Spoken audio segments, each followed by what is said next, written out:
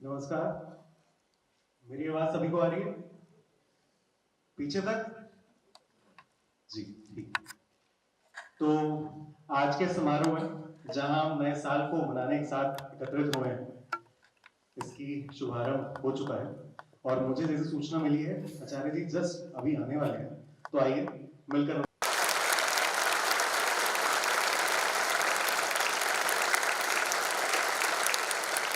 हमारा औपचारिक नववर्ष होता है, उसकी शुरुआत मैं आपसे बात करके कर पाऊँ। बाकी बहुत मीठा बोलना मुझे आता नहीं है, लेकिन बस इतना ही कह सकता हूँ कि अच्छा लग रहा है। धन्यवाद।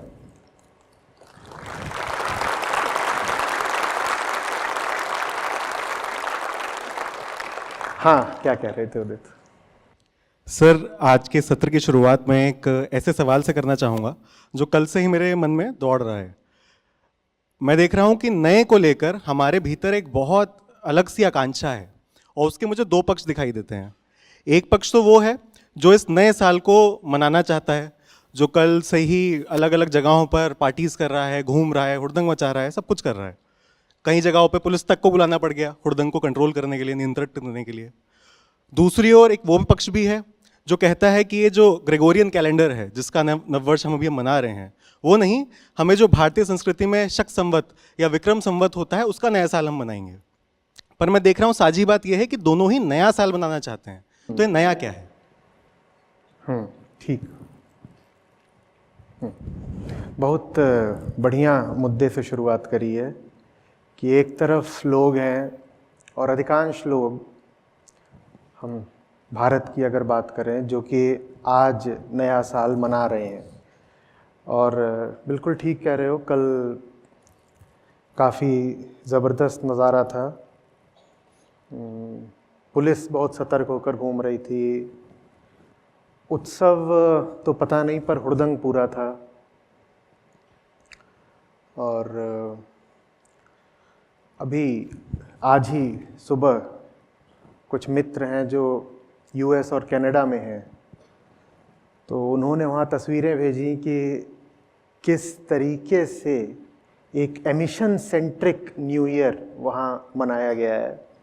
और हम इतनी बातें कर रहे हैं कि क्लाइमेट चेंज है, और हम देख रहे हैं कि अभी अमेरिका में और कनाडा में किस तरह से तापमान 0 से 30 डिग्री, कहीं कहीं पर 45 डिग्री, 50 डिग्री नीचे चला गया। जो ठंडी हवा का आर्कटिक के ऊपर एक वॉर्टेक्स है, वो बढ़ता हुआ कनाडा में प्रवेश कर चुका है और उसकी वजह से ठंड बहुत बढ़ रही है। ये सब देखते हुए भी लोगों ने कहा नहीं, नया साल है और नए साल का तो मतलब ही है कि हमको धूम धड़ाका करना है। तो एक तरफ तो ये सब है और ये लोग कह रहे हैं नया साल है, मुझे इसमें धूम मचानी है। दूसरी तरफ भारत में अभी पिछले कुछ सालों से ये बात चलनी शुरू हो गई है कि साहब आप नया साल मनाइए, लेकिन 1 जनवरी को नहीं मनाइए। और हमारे अपने भी तो कैलेंडर्स हैं ना, और हम शक संवत की बात करते हैं, विक्रमी संवत की बात करते हैं। और ये दोनों जो ग्रेगोरियन कैलेंडर है उससे बहुत अलग नहीं चलते हैं। एक ईसा के लगभग 50-100 साल बाद का है, और हमारा जो दूसरा है वो ईसा से 50-100 साल पहले का है, विक्रमी संवत। तो इन दोनों में आपस में तनातनी है कि साहब 1 जनवरी को नया साल मनाना है कि नहीं। लेकिन मैं जहाँ से देख रहा हूँ दोनों में बहुत कुछ साझा है।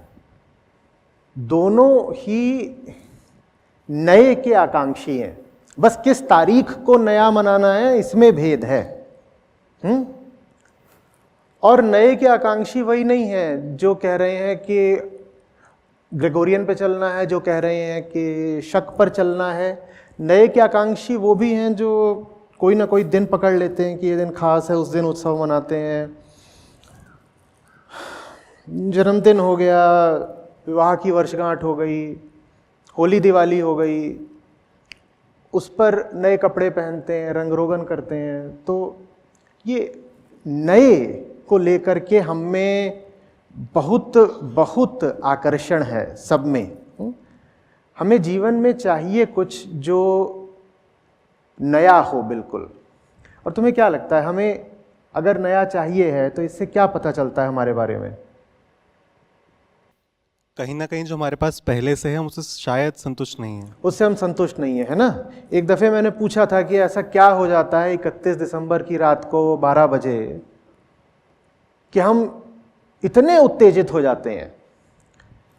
जिसको देखो वही 1 जनवरी का सूरज एक फ़ोटो लेकर के कभी कैलेंडर में लगाता है, कभी अपने सोशल मीडिया में लगाता है। ऐसा क्या घटित होता है ठीक 31 जनवरी को 12 बजे? यही बात हम पूछ सकते हैं, ऐसा क्या होता है हमारे जन्मदिन की रात 12 बजे,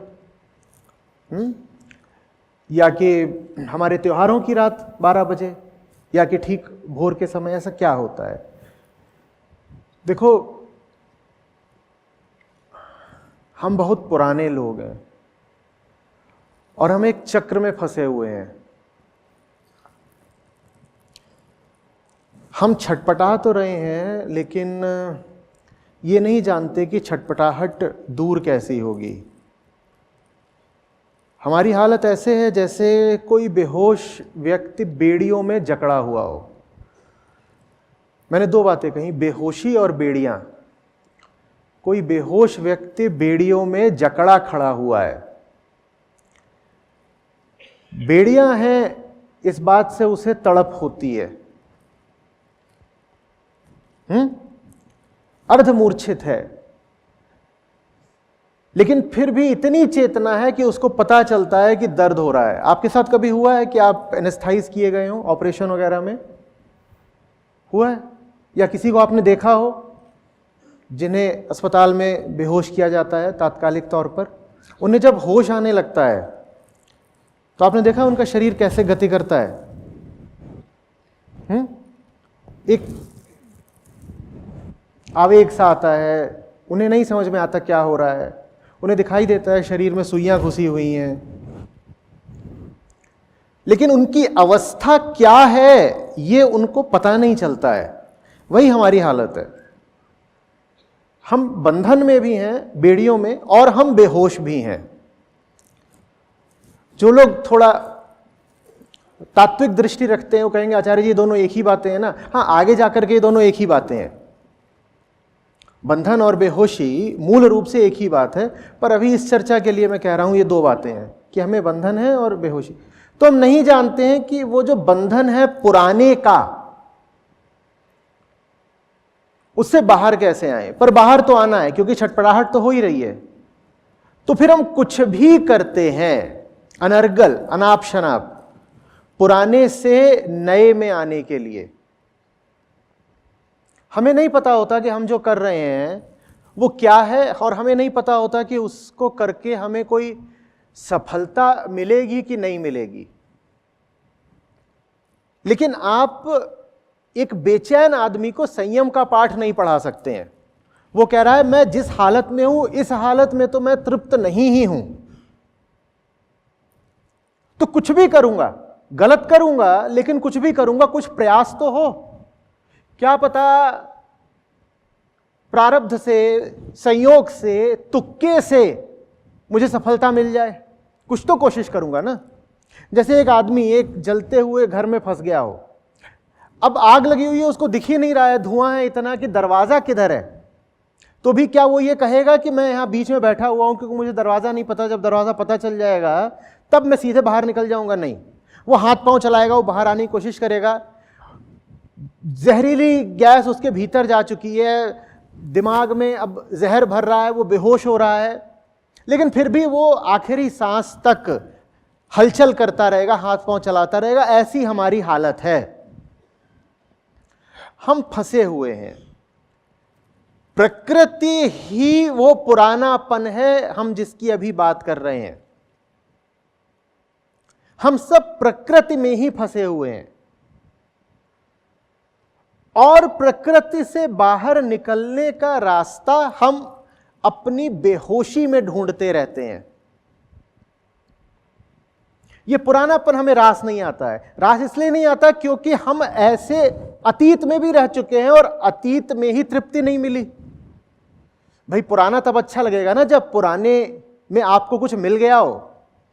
हम जैसे हैं, हम बहुत पुराने हैं, हम पहले भी ऐसे ही थे और पहले हम ऐसे थे, वैसे होकर के हमें कोई तृप्ति, कोई आनंद तो मिल नहीं गया।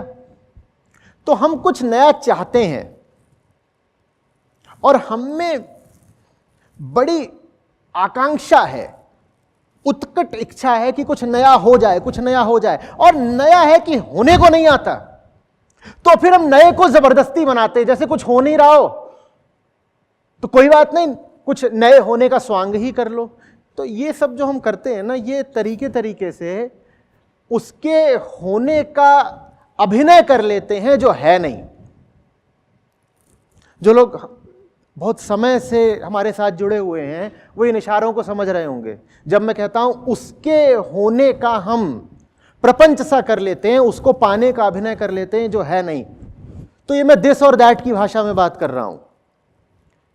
जो उपनिषद समागम में हमारे साथ रहे हैं वो मेरी इस भाषा से परिचित हैं। जब हम कहते हैं तत्त्वमसि, तो ये किसकी बात हो रही है?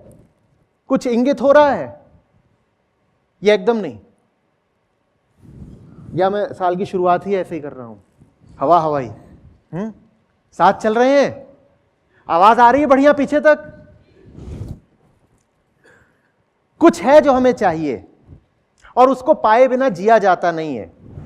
जैसे फिल्मी गाना है ना, तेरे बिना जिया जाए ना, तो वो कुछ है, वहां भी वही बोल दिया है, तेरे बिना, नाम नहीं लिया है। कोई ऐसी चीज है जिसका नाम नहीं हो सकता लेकिन वो हमें चाहिए जरूर है और उसके बिना जिया जा नहीं रहा है।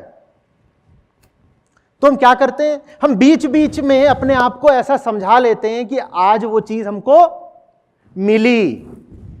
तो ये सब जो हमारे तीज त्योहार और ये सब रहता है कि जन्मदिन आ गया, एनिवर्सरी आ गई, कुछ और हो गया, फलानी चीज हो गई, ये सब यही है। आज कुछ नया मिल गया या कोई नई चीज खरीद के ले आए, घर में नई गाड़ी आ गई है या नया घर ही आ गया है या कुछ और हो गया है, घर में किसी का जन्म हो गया है, तो हम कह देते हैं कुछ नया हुआ।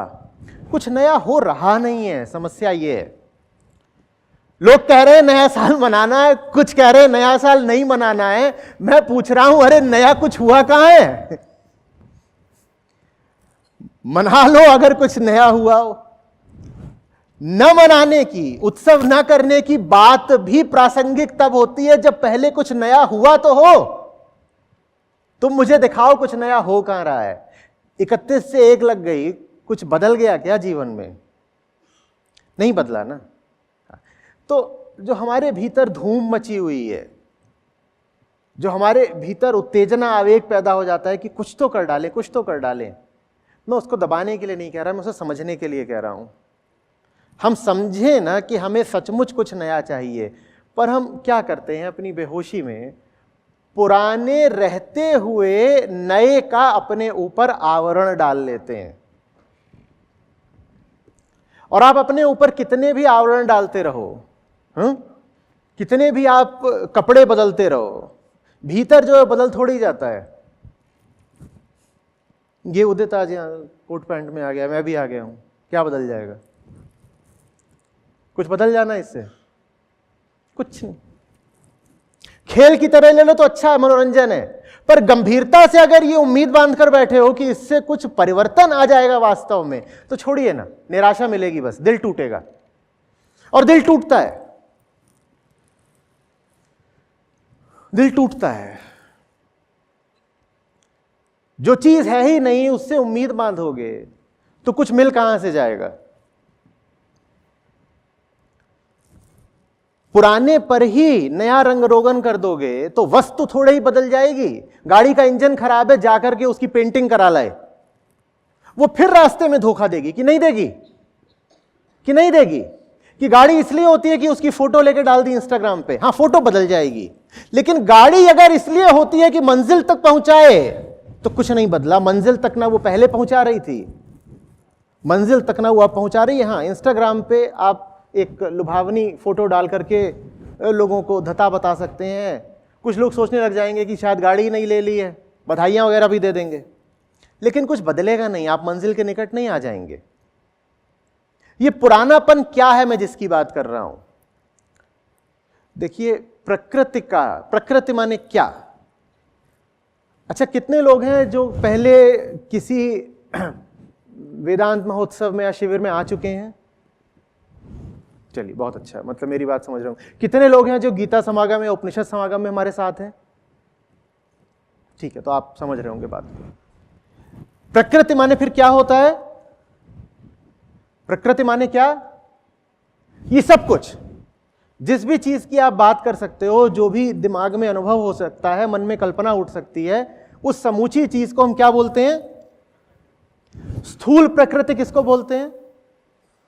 ये स्थूल प्रकृति है। ठीक, ये बाहर का आवरण है, ये स्थूल प्रकृति है। थोड़े भीतर का आवरण ये है, ये भी क्या है? ये भी स्थूल ही प्रकृति है। और भीतर का आवरण एक होता है, उसको फिर क्या बोलेंगे? विचार। उसके भी भीतर एक और फिर आवरण होता है, उसको क्या बोलते हैं? वृत्ति। वो फिर सूक्ष्म प्रकृतियां कहलाती हैं। स्थूल वो है जो, स्थूल क्या है ना? तो है, लेकिन सब कुछ प्रकृति।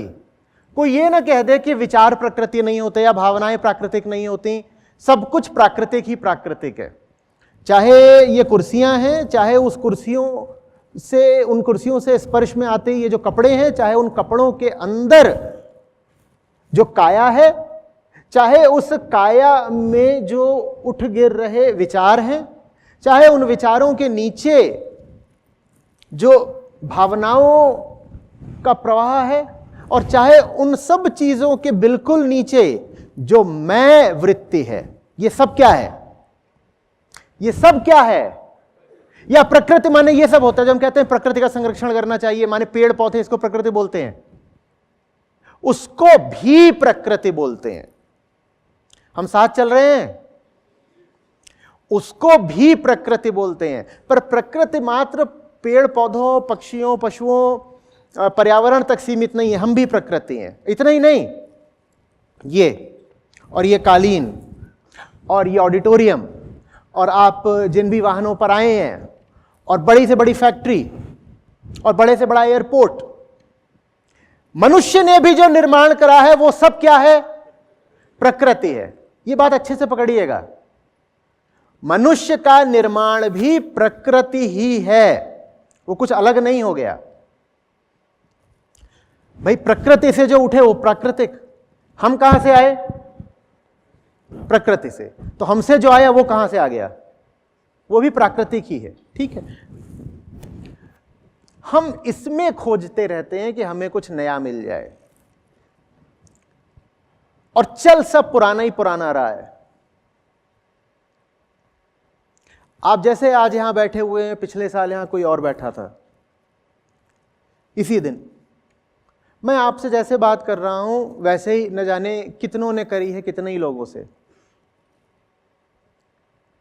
हर स्तर पर, साधारण वक्ताओं से लेकर के स्वयं श्री कृष्ण तक।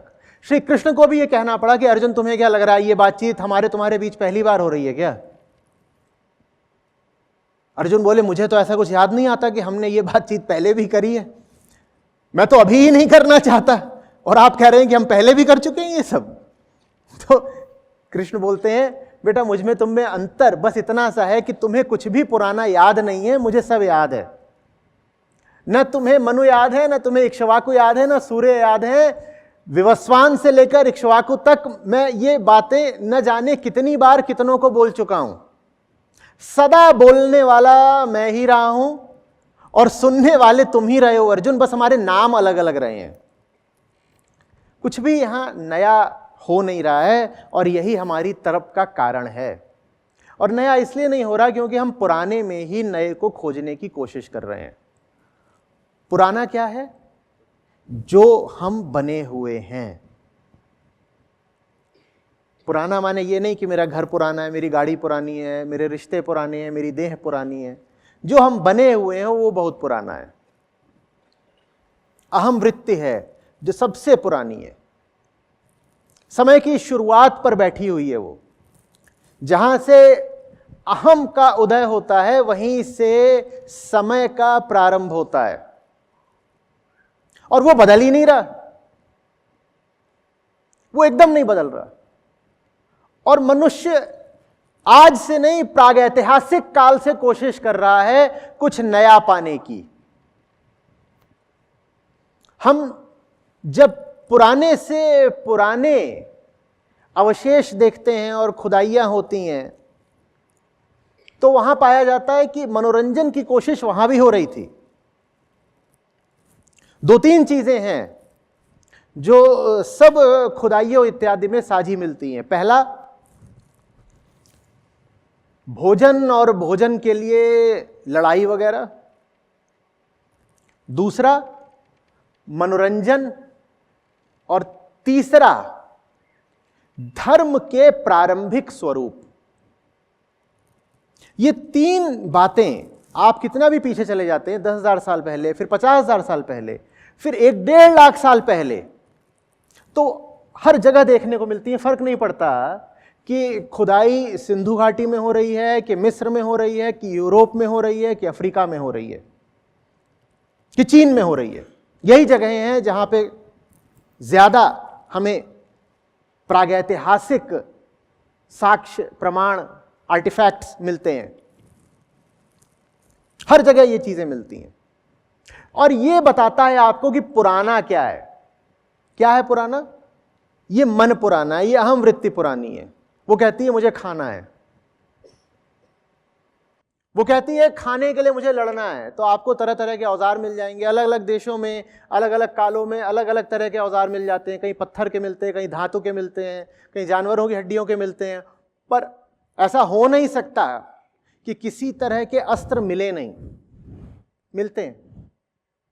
और मनोरंजन मिलता है। मनोरंजन मिलता है, इससे क्या साबित होता है?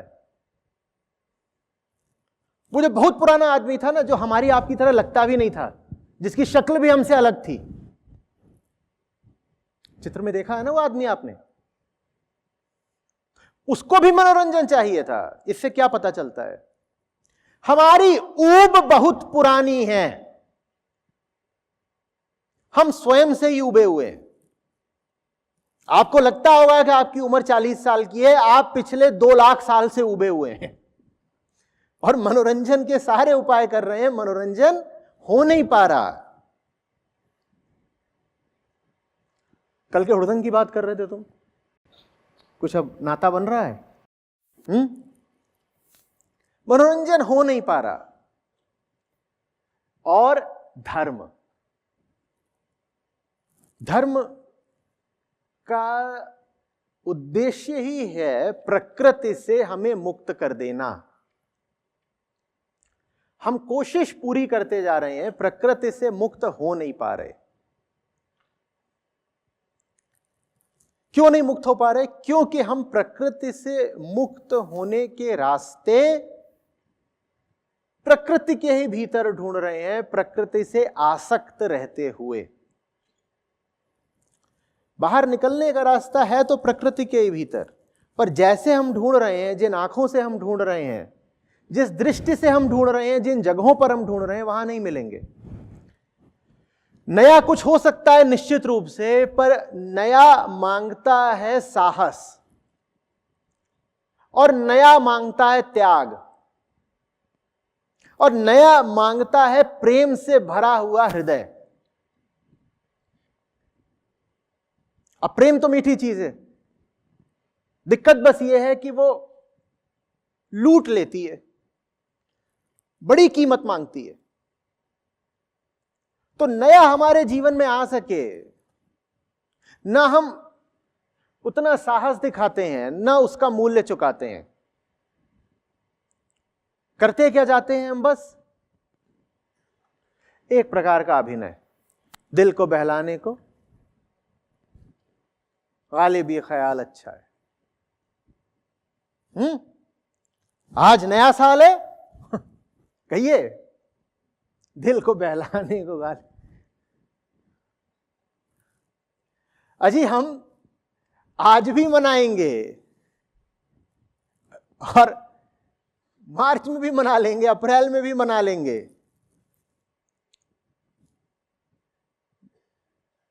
ग्रेगोरियन और भारतीय क्या, हमें बताइए, हम अफ्रीकन भी मना लेंगे।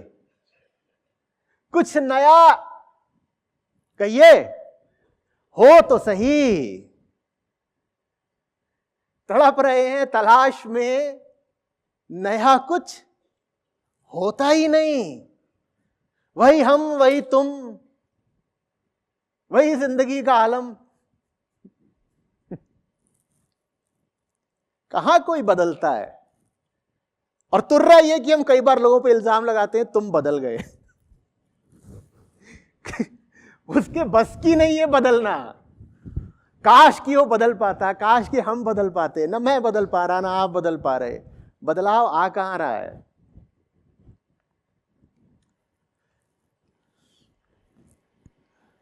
थोड़ा दम दिखाना होगा, थोड़ी जान लगानी होगी।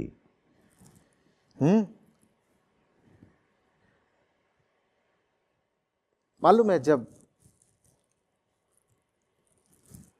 दिल में प्रेम होता है, अभी मैंने कहा था ना, प्रेम से भरा हुआ हृदय, जब दिल में प्रेम होता है तो एक बड़ी विचित्र सी और विरोधाभासी सी चीज होती है। एक तरफ तो कोमलता, संवेदनशीलता आ जाती है, और दूसरी तरफ आप बहुत कठोर और निर्मम हो जाते हैं। और ये दोनों ही चीजें चाहिए जिंदगी में। छुई मुई जैसी संवेदनशीलता,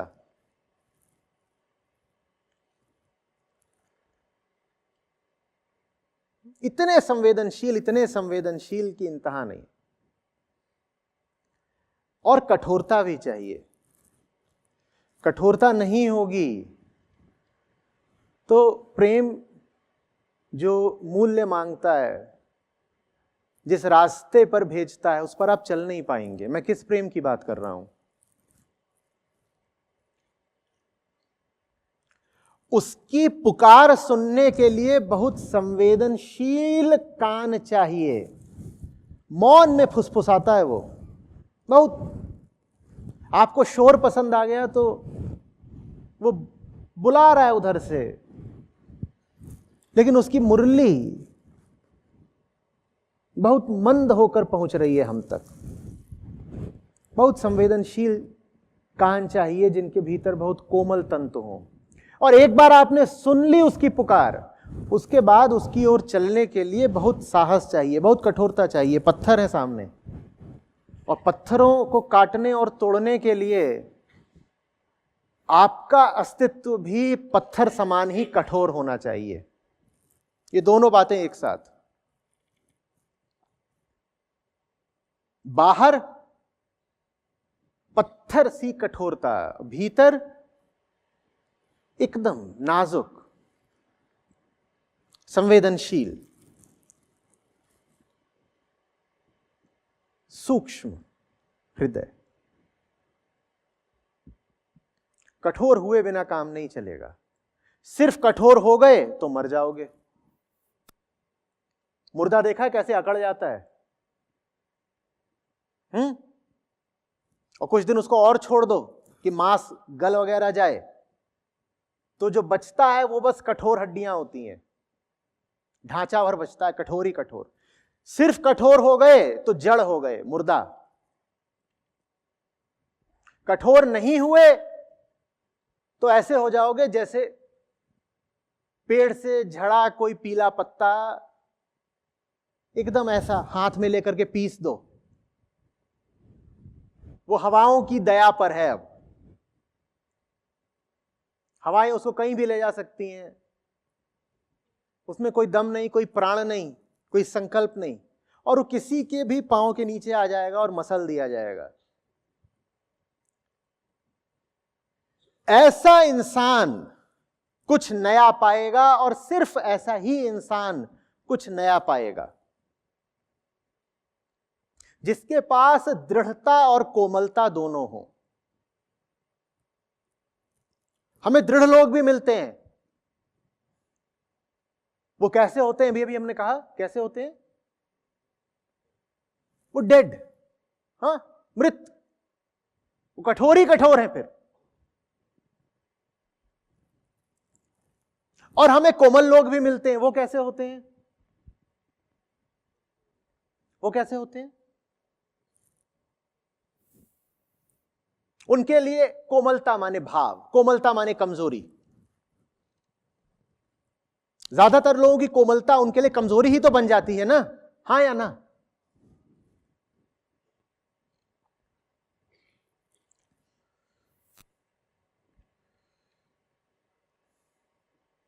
वो दोनों जब मिलेंगे तो कुछ नया फिर घटित होता है। यूं ही बैठे बिठाए नए का आगमन नहीं होगा जीवन में। सत्य ही लगातार नवीन है, उसके अलावा कुछ नया नहीं होता। घड़ी की टिक टिक हमें नए में नहीं पहुंचा सकती। अब सत्य बोल रहा हूं तो कितने लोगों को समस्या हो रही है, या सत्य से कुछ इशारा मिल रहा है? मौन। हमें जो चाहिए उसको मुक्ति कहते हैं। आपने 2019 का स्वागत करा था, फिर 20 का करा था, फिर 21 का करा था, 22 का, 23 का कर रहे हो। आप जानते हो आप पलक पावड़े किसकी आस में बिछाए बैठे हो? उसको मुक्ति कहते हैं। और वो सुबह सूरज के उगने साथ नहीं आती। सुबह सूरज का उगना तो किसके क्षेत्र की घटना है? प्रकृति के क्षेत्र की घटना है। प्रकृति में लाख परिवर्तन होते रहे, वहां कुछ नहीं बदलता। भ्रम में मत आ जाना। मैदानों से उठ के पहाड़ों पर पहुंच गए, वहां हवा साफ है, व्यंगम नयनाभिराम सब दृश्य है वहां।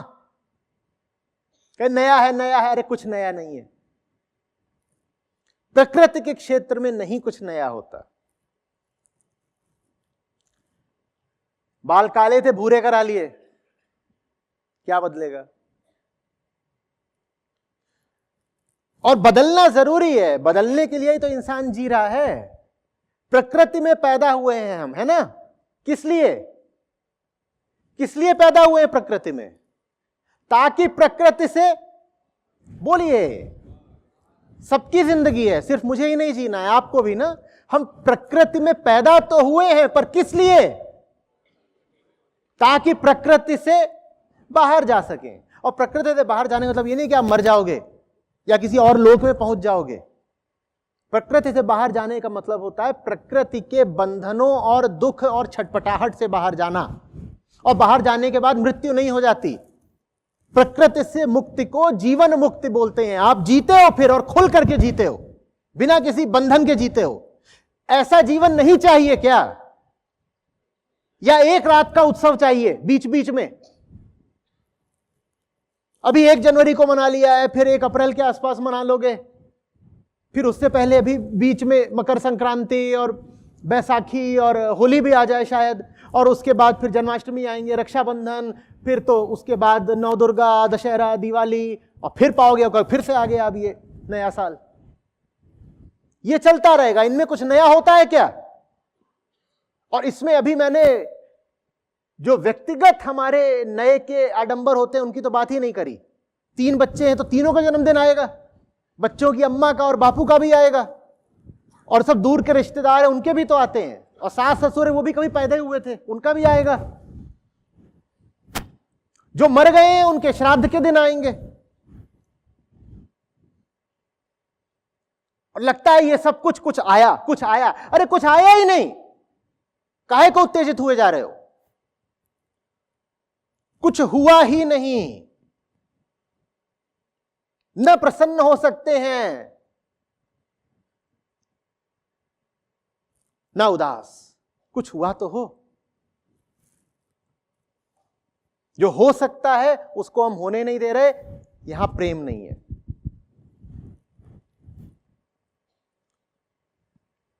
अब अजीब एक हालत होती है, प्रेम ही हिम्मत देता है। प्रेम करिए तो हिम्मत उठती है, पर प्रेम करने के लिए भी हिम्मत चाहिए, तो फंस गए हैं। उपचार क्या है? उपचार है संकल्प। उसी को मैं कहता हूं हमारे पास जो एक बड़ी से बड़ी हमको ताकत मिली है वो है चुनाव की। किसकी? चुनाव की। उसी चयन शक्ति को संकल्प शक्ति कहते हैं। आप चुन सकते हो। और अब सुनिए बहुत ध्यान से, प्रेम अचानक अनायास संयोगवश नहीं होता। प्रेम एक चुनाव होता है। वास्तविक प्रेम चुपचाप नहीं घट जाएगा। वो ऐसा नहीं होगा कि चल रहे थे फिसल गए, केले के छिलके पर पैर पड़ गया। वास्तविक प्रेम वैसा नहीं होता जो चुपचाप हो जाए, बिना आपकी चेतना की सहमति के हो जाए। वो प्रेम भी फिर बस क्या है? एक प्राकृतिक घटना। प्रकृति में सब कुछ ऐसे ही हो जाता है। वहां यहां पे कहीं घड़ी लगी हुई है, उसमें आपने पहन रखी होगी, उसमें चल रहा है ना समय, कांटा घूम रहा है ना, घूम रहा है ना, आपकी अनुमति लेके घूम रहा है। आपका दिल आपसे पूछ के धड़क रहा है। कुछ खा पी के आए होंगे, वो पच रहा होगा भीतर, आपसे पूछ के पच रहा है। जैसे प्रकृति में सब कुछ अपने आप चलता रहता है, वैसे ही प्रकृति में प्रेम भी अपने आप हो जाता है। उसको हम प्रेम नहीं मानते। जिस प्रेम की हम आज बात कर रहे हैं, जिसका संबंध नए से है, वो प्रेम चेतना का एक स्वतंत्र चुनाव होता है। आप सोचते हो, आप विचारते हो, और आप जितना सोचते जाते हो, जितना देखते जाते हो, जितना ध्यान देते जाते हो, उतना पाते हो कि अब आप विवश हो गए प्रेम करने के लिए। अजीब बात बोली, अभी बोला स्वतंत्र चुनाव, अब बोला विवशता। हमें वो स्वतंत्रता चाहिए जो हमें सत्य के आगे विवश कर दे। हमारी स्वतंत्रता वो है जो हमें सत्य का विरोध करना सिखा देती है, जो हमें सत्य का विरोध करने का अधिकार दे देती है।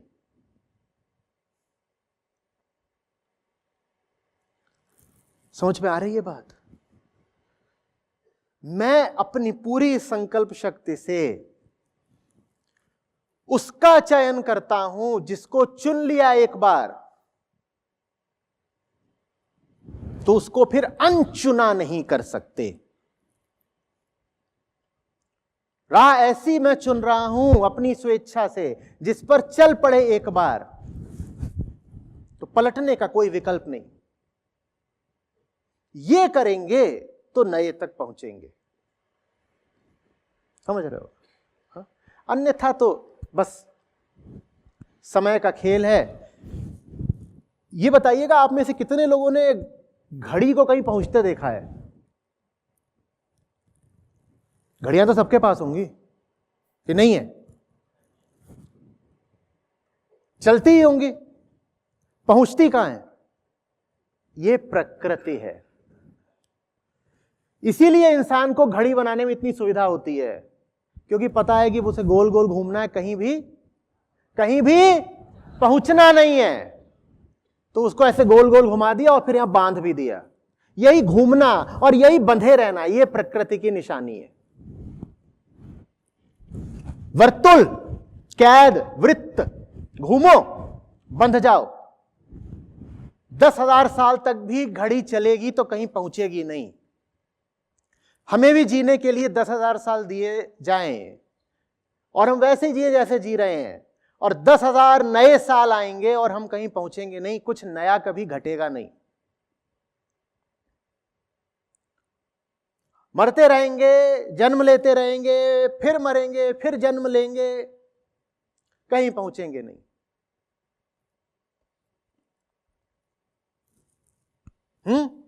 जो वृत्ति आपके भीतर बैठी हुई है, वो कोई नई नई आपके रूप में पहली बार पैदा हुई है।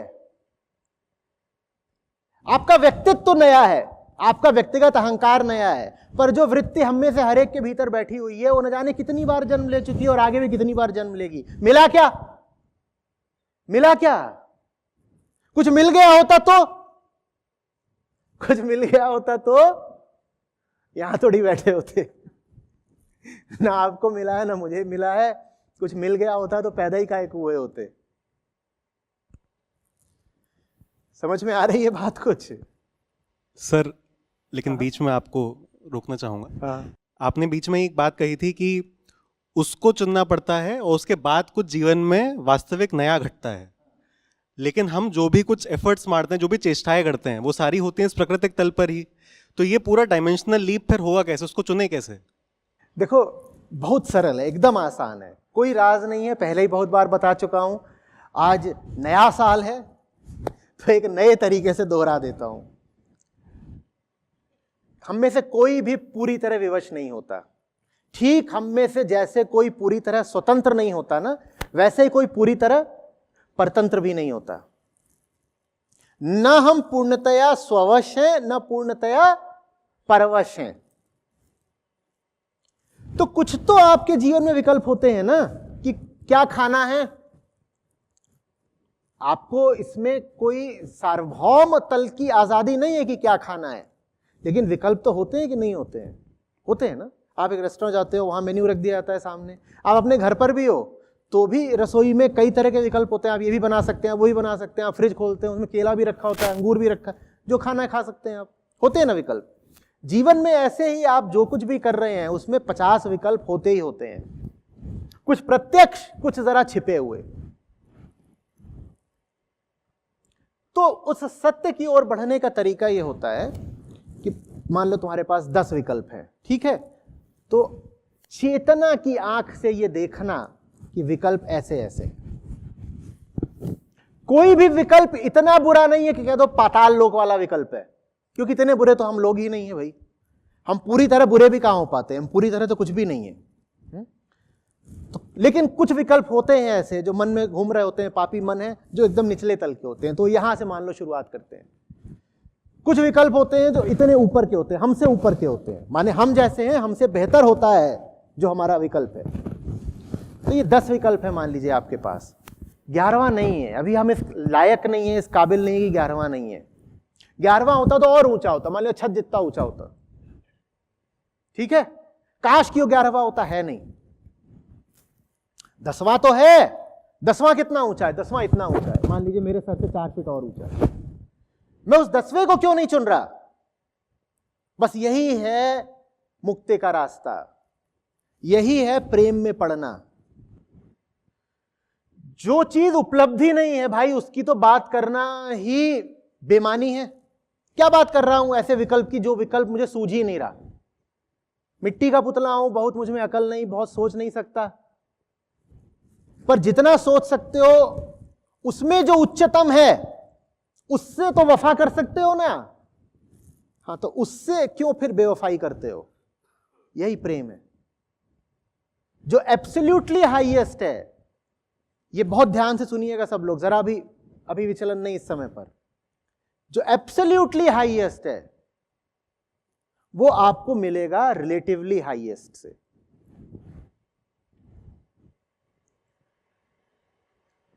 चुप हो रहा हूं ताकि ये बात थोड़ा भीतर घुसे। मुक्ति का अर्थ है कि जो उच्चतम है, जो पूर्णतया अतीत है, उच्चता से भी अतीत है, आकाशों के भी पार है, उसको पा लेना है ना।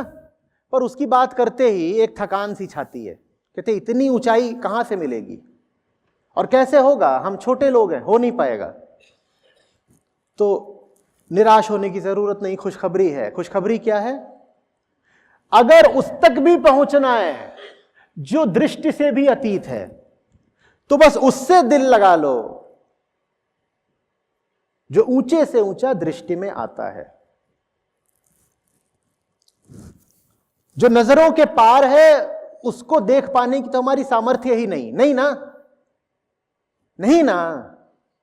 हां, तो कम से कम नजरों में जो ऊंचे से ऊंचा आता है,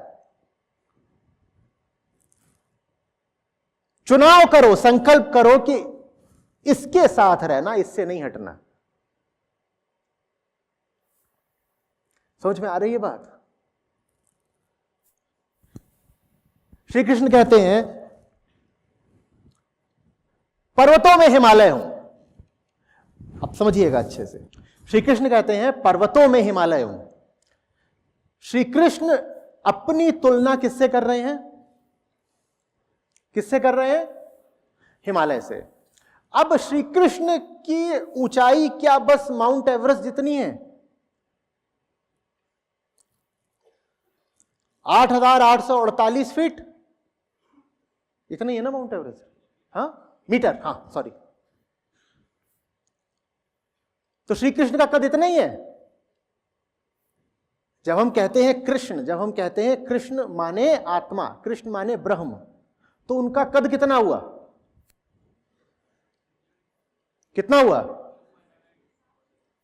8,850, थोड़ा सा माउंट एवरेस्ट से ऊपर। ऐसे ऐसे बोले, कितना बोले? अरे खुल के बोलिए ना। अनंत, अनंत। लेकिन अपनी तुलना वो फिर पर्वतराज हिमालय से क्यों कर रहे हैं? अभी थोड़ी देर पहले मैंने सूत्र क्या दिया था? Absolutely highest will be obtained through, शस्त्रधारियों में मैं श्री राम हूं, वृक्षों में कल्प वृक्ष हूं, नदियों में गंगा हूं, गायों में कामधेनु हूं। ये आप देख रहे हैं क्या इशारा चल रहा है? समझिए, पकड़िए पकड़िए। जो कुछ भी प्रकृति के भीतर सर्वोच्च है, तुम उसको पकड़ लो, बस कृष्ण तक पहुंच जाओगे।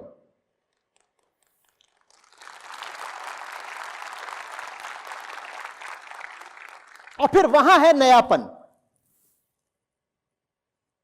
प्रकृति को त्यागना नहीं है, प्रकृति में तलाशना है, विवेक से तजबीजना है, छन्नी की तरह छानना है। यही प्रेम है। पराप्रेम के लिए संतों ने, प्रेम मार्गियों ने शर्त बताई, अपराप्रेम।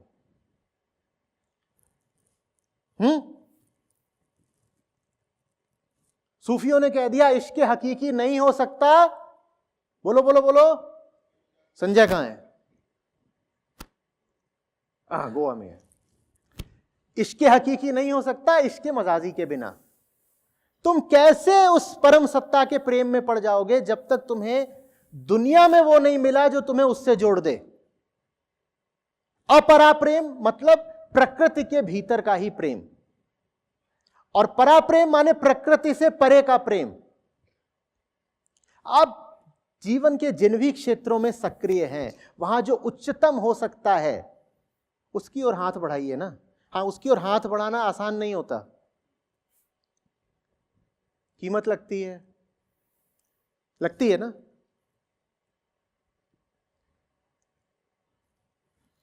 श्री राम के जो साथ हुए थे उनमें से न जाने कितने मारे गए, नहीं मारे गए। हमें यह तो याद है कि रावण का पूरा खानदान मिट गया, और वानर सेना में जितनी मौतें हुई उनको हम भूल क्यों जाते हैं? राम का साथ आसान तो नहीं होता ना। एक छोटी गिलहरी है, उसको भी अपनी सामर्थ्य अनुसार लगकर मेहनत करनी पड़ती है, वो हम नहीं करना चाहते। तो फिर हम कहते हैं राम का साथ कौन करे, वहां बड़ी मेहनत है।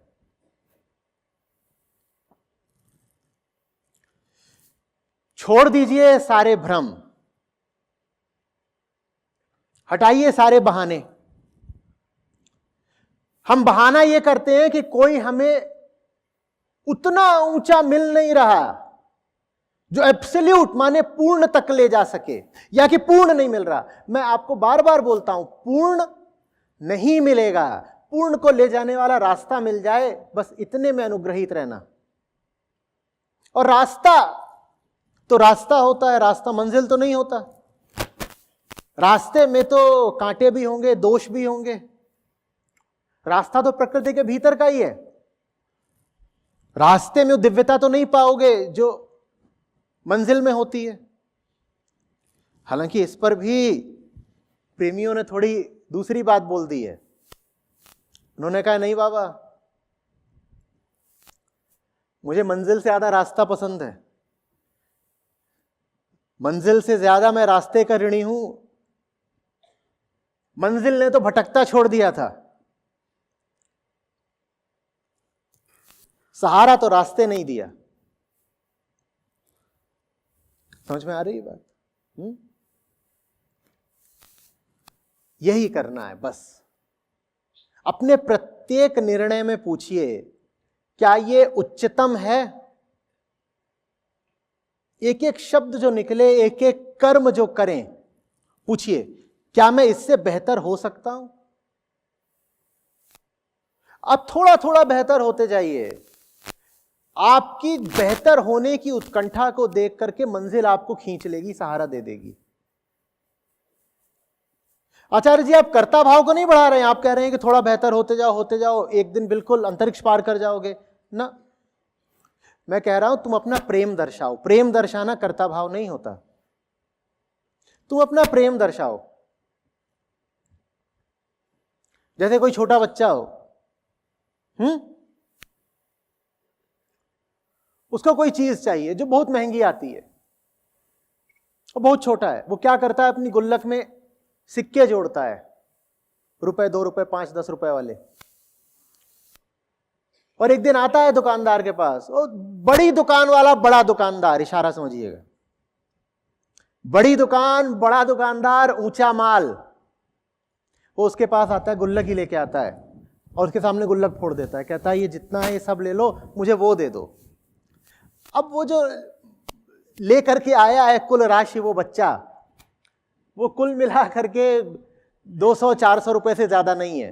बच्चा और कितना जोड़ेगा बेचारा, पर बच्चे को प्रेम लग गया है, तो उसने इतना जोड़ लिया जितना जोड़ सकता था। उसने उतना कर लिया जो वो अधिकतम अपनी सामर्थ्य से कर सकता था।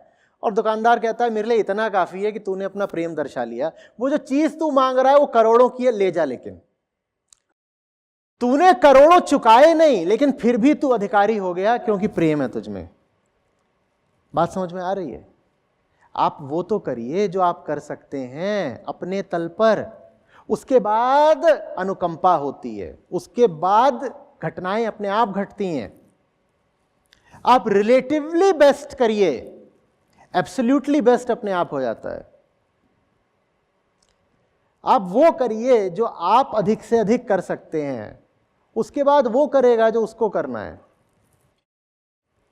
हम वही नहीं कर रहे जो हम कर सकते हैं। हम छोटी चीज़ों में संतुष्ट हो जाते हैं, हम ज़्यादा बुद्धिमान, ज़्यादा तार्किक हो जाते हैं। हम कहते हैं वो माल करोड़ों का है और मैं कितनी भी कोशिश कर लूँ मैं 500,000 से ज़्यादा जुटा नहीं सकता, तो मुझे वो माल कैसे मिलेगा? आप अगर 500,000 के ही काबिल हो तो आप 1001 जुटा कर देखो बस। आप उस परम सत्ता को ये संदेश भेजो कि 1000 की मेरी औकात थी, तेरी खातिर 1001 कराए, और जान लगा दी है 1001 पहुंचने में, खून बहा दिया है। फिर देखिए कि आपके 1001 के बदले में करोड़ों बरसता है कि नहीं। रुपए पैसे की बात नहीं कर रहा, इतना तो स्पष्ट है ना।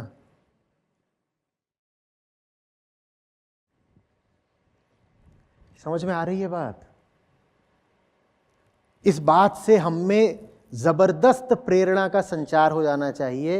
रिलेटिवली बेस्ट हो जाइए, एब्सोल्युटली बेस्ट अपने आप हो जाएंगे।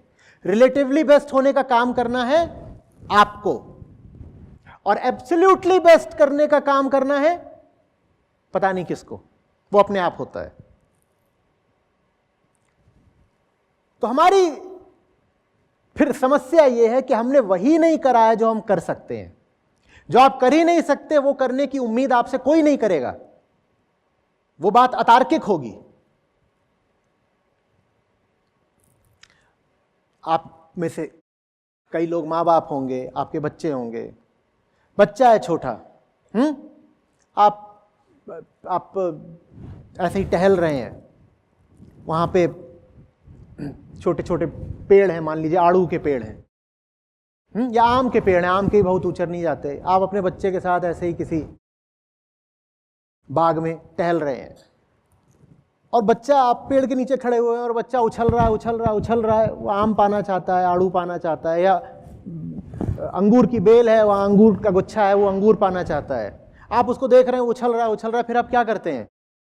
वो उछल ही जा रहा है, अपनी पूरी जान लगा के उछल रहा है। फिर आप क्या करते हैं? आप कहते हैं तू उतना उछला जितना तू उछल सकता था, तुझे आगे उठाने का काम। आप भूल क्यों जाते हैं कि एक बाप भी है,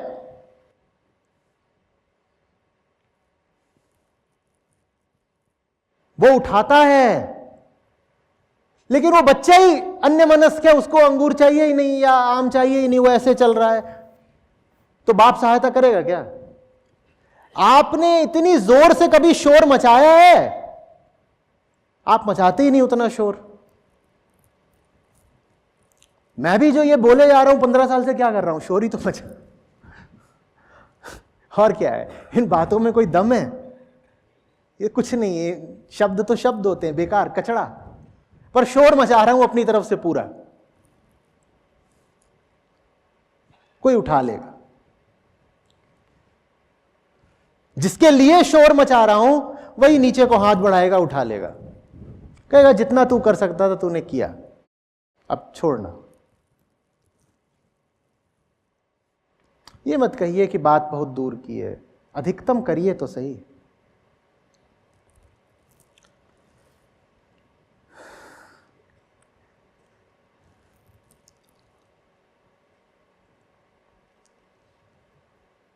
हम साथ चल रहे हैं, समझ रहे हैं बात को?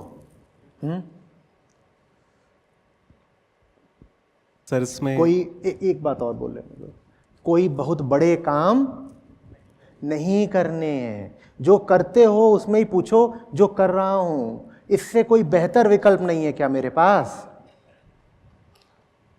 मुझे कौन सी मजबूरी है कि जो कर रहा हूं वही करते रहना है? थोड़ा तो बेहतर हो जाऊं और फिर थोड़े बेहतर होते ही रहो, होते रहो। यही जिंदगी है, मुक्ति की ओर अनवरत यात्रा। और क्या, और क्या? हाँ सर, अभी जो पूरी बात हुई इसमें आपने यात्रा की बात करी, धीरे धीरे उस ओर बढ़ने की बात करी। मुझे कहीं ना कहीं दिख रहा था कि इस पूरी मैकेनिज्म में समय एक रोल प्ले कर रहा है।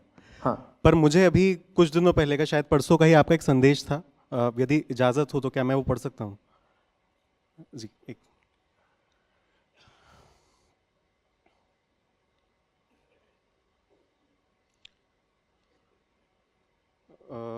काफ़ी लोग यहाँ पर शायद इस बात को पहली बार पढ़ेंगे, तो मैं थोड़ा इसका संदर्भ, इसका कॉन्टेक्स्ट बताना चाहूँगा। आचार्य जी, जैसा हम सभी जानते हैं, आचार्य जी के पिताजी भी जिस पूरे मिशन में, इस पूरी संस्था में बहुत एक्टिवली पार्टिसिपेट करते रहे हैं, पर तबीयत ख़राब होने के चलते वो अभी हॉस्पिटल में एडमिट हैं और वेंटिलेटर पर हैं। तो उन्हीं से जब मिलने आचार्य जी गए थे, शायद कल या परसों की बात है, तो उन्होंने एक बात हमें लिखकर भेजी थी, हम सभी संस्था में काम करने वाले लोगों को। तो मैं उसको आप सभी के सामने पढ़ना चाहूँगा और फिर एक सवाल पूछना चाहूँगा। संदेश कुछ ऐसा था कि त्रिपाठी जी वेंटिलेटर पर हैं, गंभीर हैं। पुराने फ़ोटोज़ देख रहा हूँ, ऐसा लग रहा है जैसे कल की ही बात हो। मैं 9 साल का उनके साथ खड़ा रहा। वह 38 वर्षीय बैडमिंटन रैकेट के साथ थे। हालांकि उम्र के साथ वो थोड़े धीमे होने लगे थे, लेकिन उनका नियंत्रण और उनके ड्रॉप शॉट्स बेहतरीन थे। पढ़ाई में वो काफ़ी समय तक मेरे मैथ्स के, इंग्लिश के, हिंदी के टीचर रहे, संस्कृत और हिस्ट्री के भी। लेकिन कुछ टिकता नहीं है। ये बहुत समय पहले की बात नहीं है। कल पर भरोसा मत करो, किसी भी दिन को व्यर्थ मत जाने दो, उसको पूर्णता दो। हम सब यहाँ मरने के लिए ही हैं। जीवन को तुम्हारी इच्छाओं की कोई परवाह नहीं। फर्क नहीं पड़ता कोई चीज़ तुम्हारे लिए कितनी महत्वपूर्ण है, वो छिन जाएगी। किसी भी चीज़ को व्यर्थ ही अपने पास मत छोड़ो, उसको उसकी संभावनाओं तक उसको लेकर जाओ। ये बहुत अजीब था जब मुझे अपनी ही माँ को ये याद दिलाना पड़ा कि जब दो लोग साथ होते हैं तो दो में से एक पहले चला जाता है। साल कोई मायने नहीं रखते, सब कुछ जैसे कल ही हुआ था, लेकिन समय भ्रम है।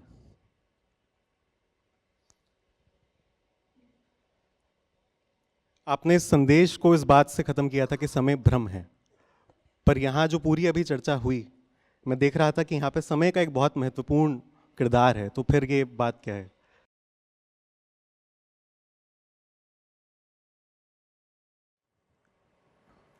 समय उसी अर्थ में भ्रम है जिस अर्थ में हम आमतौर पर नया साल मनाते रहते हैं। कि सोचोगे कि समय के बीतने के साथ पुराना जो है वो बीत जाएगा और नया अपने आप आ जाएगा। समय बीतता है, पुराना नहीं बीतता। समय बीतता है, पुराना नहीं बीतता। या ऐसे कह लो कि समय के साथ एक तरह की पुरानी चीज बीत जाती है और दूसरे तरह की पुरानी चीज आ जाती है। समय बीता तो एक तरह का पुरानापन बीत गया और दूसरे तरह का पुरानापन आ गया। तो आप यह भी कह सकते हो कि एक पुराना साल बीता है और आज कहिए दूसरा पुराना साल शुरू हो गया, नया साल नहीं शुरू हुआ है। ऐसे भी कह सकते हो। पिताजी अभी भी वेंटिलेटर पर ही हैं। मैं घर पर ही था आज। 12 बजे उनसे मिलने का समय था।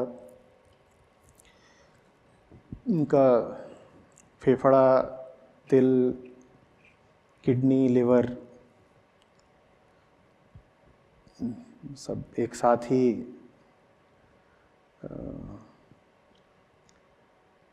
गड़बड़ कर रहा है काफ़ी। तो 12 बजे उनसे मिलने का समय था। माँ को पता था यहाँ पे है 2 बजे, तो मुझे अपने साथ ही नहीं ले गई अस्पताल। उन्होंने कहा नहीं जाओ, कुछ होगा तो बता देंगे फ़ोन पर।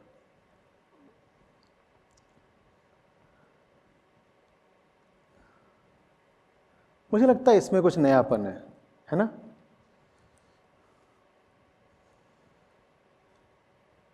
एक वृद्ध पुराना व्यक्ति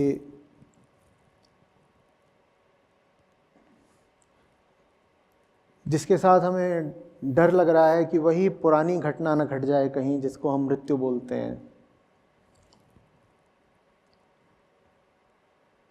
एक महिला से उस व्यक्ति का संबंध जिसे मैं अपनी माँ बोलता हूँ,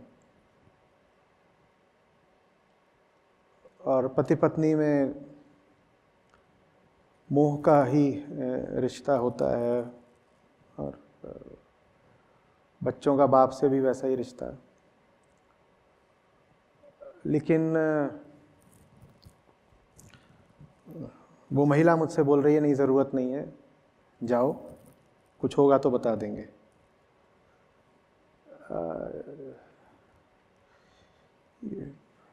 विकल्प पर अमल करने की बात है। हो सकता है कह देती कि नहीं रुक जाओ, देख लो, कुछ पता नहीं, देख लो। ये विकल्प भी उनके पास था और ये विकल्प भी उनके पास था कि कह दिया जाओ। तो सबके पास होते हैं विकल्प, उनमें जो उच्चतम है उसको पकड़ना होता है। उसी की इतनी देर से हम बात करे जा रहे हैं। अब ये सब बातचीत समाप्त होगी तो सबसे पहले मैं फ़ोन की ओर भागूंगा।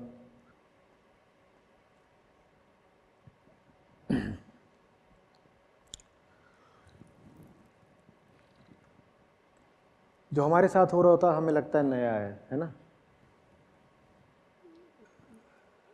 समय भ्रम इसीलिए है क्योंकि आज जो हो रहा है वो 2000 साल पहले भी हुआ था, 20,000 साल पहले भी हुआ था, 40,000 साल पहले भी हुआ था।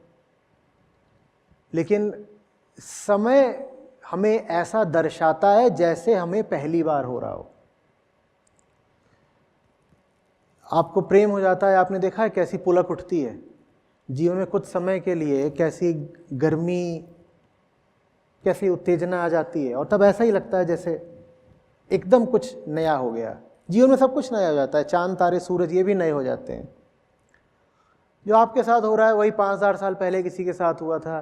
5000 साल पहले से लेकर आज तक वो प्रतिदिन करोड़ों लोगों के साथ होता रहा है, लेकिन फिर भी हमारी बेहोशी ऐसी कि हमको लगता है हमारे साथ कुछ नया हो गया। जन्म होता है किसी बच्चे का, वो बच्चा बहुत पुराना है, उसके भीतर लाखों करोड़ों साल के शारीरिक संस्कार बैठे हुए हैं, पर हम कहते हैं किसी नए बच्चे ने जन्म ले लिया है। मैं कहा करता था कि जब कोई अपनी उम्र बताए बच्चा 3 साल का है, तो उन्होंने 3 साल का नहीं है, तू 1 करोड़ 3 साल का है। पीछे वाले 1 करोड़ तुझे याद नहीं है है तू 1 करोड़ 3 साल का, 3 साल तुझे अभी इस देह में है तो वो पता चलता है कि तू इतना है तो तू बहुत पुराना। हम में से भी जिसकी जो उम्र हो उसमें 1 करोड़ साल जोड़ दीजिएगा, आप उतने साल के हैं। और उतने साल के आप बस सांकेतिक रूप से नहीं हैं, आप वास्तव में उतने साल के हैं। ये शरीर कितना कितना पुराना है आप नहीं कल्पना कर सकते। हमारे डीएनए में जो सामग्री बैठी है वो क्या उस दिन पैदा हुई थी जिस दिन हमारा जन्म हुआ, या जिस दिन गर्भाधान हुआ था? ना। जानते हैं एक नई बात क्या चल रही है? इस पूरे ब्रह्मांड का, गौर से सुनिएगा, इस पूरे ब्रह्मांड का इतिहास तलाशा जा सकता है अगर पूरी तरह हम इंसान के डीएनए को डिकोड कर लें। हम इतने पुराने हैं। ब्रह्मांड में आज तक जितनी घटनाएं हुई हैं उनके चिन्ह, उनके प्रमाण कहीं ना कहीं हमारे डीएनए में छुपे हुए हैं। ठीक वैसे जैसे बहुत पुरानी बर्फ के नीचे पुराने अवशेष मिल जाते हैं कि नहीं? पुरातत्व शास्त्री यही तो करते रहते हैं ना। बहुत पुरानी बर्फ है, उसके नीचे उन्हें पता है कि जो चीज है वो सड़ी नहीं हुई, खराब नहीं हुई होगी, तो उसमें वो नीचे घुसते आते हैं। सैकड़ों मीटर बर्फ के नीचे जाकर के उन्हें कुछ ऐसा मिल जाता है जो अभी थोड़ा ताज़ा रखा होता है और उससे उनको इतिहास को जानने में मदद मिलती है ना। उसी तरीके से मनुष्य की कोशिकाओं के भीतर भी बहुत बहुत बहुत पुरानी जानकारी रखी हुई है। हम इतने पुराने लोग हैं, इसलिए मैंने लिखा था कि टाइम इज एन इल्यूजन, समय भ्रम है। जैसे कि घड़ी को भ्रम हो गया हो कि वो 4 किलोमीटर चल आई है। फिजिक्स की भाषा में, साधारण भौतिकी में इसको कहेंगे डिस्प्लेसमेंट तो शून्य है। हाँ, तुम यही नापोगे कि 2πr उसने कितना करा है, तो बहुत सारा करा है, लेकिन उसका उसके केंद्र से कोई डिस्प्लेसमेंट नहीं हुआ है ना। तो मनुष्य को आप घड़ी का कांटा समझ लीजिए। मनुष्य चलता ही रहता है, लेकिन केंद्र से बंध कर चलता है। घड़ी इतना चलती है लेकिन फंसी रहती है ना अपने केंद्र में। उसी केंद्र का क्या नाम है? अहम वृत्ति। और उसको केंद्र में रख के घड़ी चल रही है। इस घड़ी का नाम समय है, जीवन है। कुछ नया नहीं होता इसमें। हमने ही कहीं पर उसमें लगा दिया है कि 12 बजा, 1 बजा, 2 बजा, 3 बजा। आप ये भी उसमें लगा सकते हो। मान लीजिए आप इतना कर दें घड़ी में कि जहां 12 लिखा है उसकी जगह 6 लिख दें, और जहां 6 लिखा है उसकी जगह 12 लिख दें। कोई फर्क पड़ेगा? कांटों को आप उसी अनुसार सेट कर दीजिए, कुछ फर्क पड़ेगा क्या? तो वैसे ही आप 1 जनवरी को मनाओ कि 1 मार्च को मनाओ कि 1 अप्रैल को मनाओ, क्या फर्क पड़ना है? ये तो ऐसा सा है जैसे कि आप कोऑर्डिनेट ज्योमेट्री में ओरिजिन डिफाइन कर रहे हो। आपकी मर्जी है, कहीं भी डिफाइन कर दीजिए।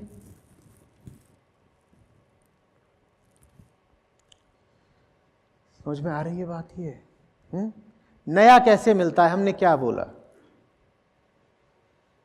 पल पल जो चुनाव करने हैं उनमें चेतना के पक्ष में उच्चतम चुनाव करो। और हम सब जानते हैं कि उच्चतम क्या है।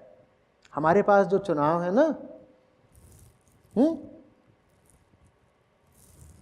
उन्हीं को जांचना सीखो, उन्हीं को पूछो। और बेहतर कुछ कर सकता हूं, और बेहतर कुछ सोच सकता हूं, और बात बन जाएगी। इतनी छोटी सी बात है, और कुछ नहीं करना है। अपनी ही जिंदगी को देखना है, अपने ही विकल्पों को तलाशना है, और बात बन जाएगी। और नया कुछ भी नहीं करना होता।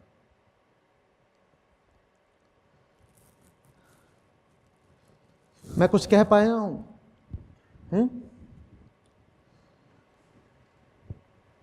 अब आप लोगों को देख रहा हूं, मैंने कुछ कह रहे थे।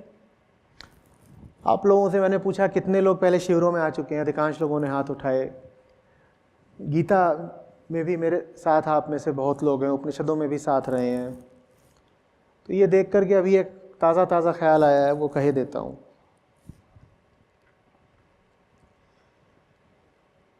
देखिए,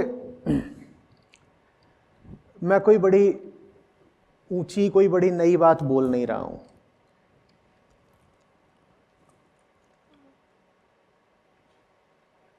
बात उसको सुनने की नहीं है कि सुनते ही जा रहे हैं, सुनते ही जा रहे हैं। बात उसको जीने की होती है। आपके संदेश आते हैं, उनमें कई बार आप बड़ी कृतज्ञता बताते हैं, आपका स्नेह होता है, आपका धन्यवाद होता है आपके संदेशों में।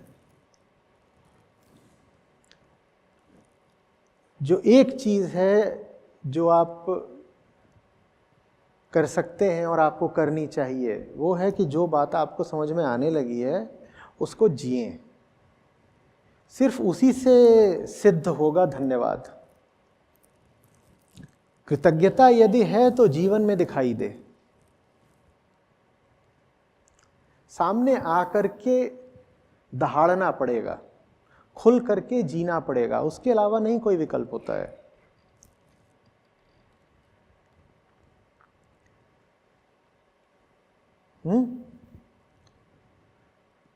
कह रहा था ना मैं कि प्रेम हिम्मत मांगता है। ये चोरी छुपे वाली चीज के पक्ष में आपके भीतर जो भी तर्क हों, उन तर्कों को खारिज करें कृपया।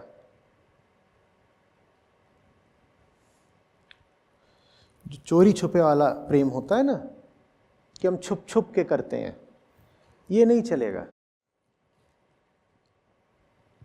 मैं आपके और अपने रिश्ते की बात कर रहा हूं यहां पर।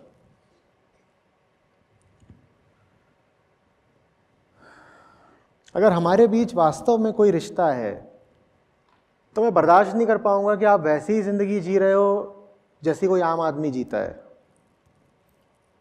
मुझे अपने होने पर और अपनी बात पर घिन आएगी। आप अगर कहते हो कि आप 2 साल से मेरे साथ हो, कितनी बार मिल भी चुके हो, और कई लोग तो 5-5, 6-6 साल, 10 वर्ष वाले भी हैं जो कहते हैं कि 10-10 साल से हम आपको सुन रहे हैं। देखिए, लोगों ने मुझे नहीं सुना हो तो मुझे एक उम्मीद रहती है, मुझे लगता है कि ये मुझे सुनेंगे तो ज़िंदगी बदलेगी, दुनिया बदलेगी, कुछ नया होगा। मुझे उम्मीद बनी रहती है, वो उम्मीद मेरी ऊर्जा रहती है। पर जहाँ मुझे ये दिख जाता है ना कि कोई मेरे साथ भी रहा है 5 साल 7 साल से और फिर भी नहीं बदला, तो फिर मेरी भी हिम्मत टूटने लगती है, जैसे रीढ़ पर किसी ने मार दिया हो। फिर मुझे लगता है कि कुछ भी करने से फ़ायदा क्या है अगर जिनके लिए किया जा रहा है उनको लाभ ही नहीं हो रहा। तो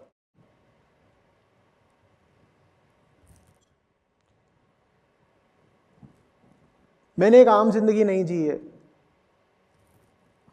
कोई चाहा नहीं था कि मुझे बिल्कुल कुछ अलग, उत्कृष्ट, निराला, एक्स्ट्राऑर्डिनरी करना है, लेकिन कुछ अलग होता गया, हो गया। तो ये कैसे संभव है कि आप मेरे साथ हैं और आपकी जिंदगी वही पुरानी आम जिंदगी ही है?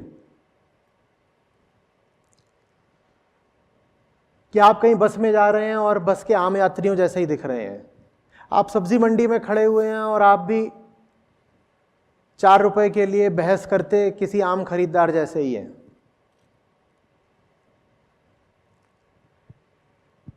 ये इतनी चीज मैं आपसे मांग रहा हूं।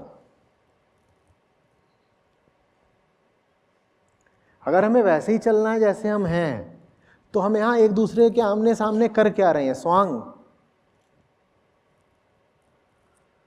आप कहते हो नहीं, हमने समझ लिया है, हमारे भीतर भीतर परिवर्तन आ गया है, लेकिन बाहर बाहर तो देखिए दुनिया के साथ ही चलना पड़ता है। फिर आप दुनिया के साथ ही चल लीजिए, मुझे छोड़ दीजिए, मुझे माफ करिए। बिल्कुल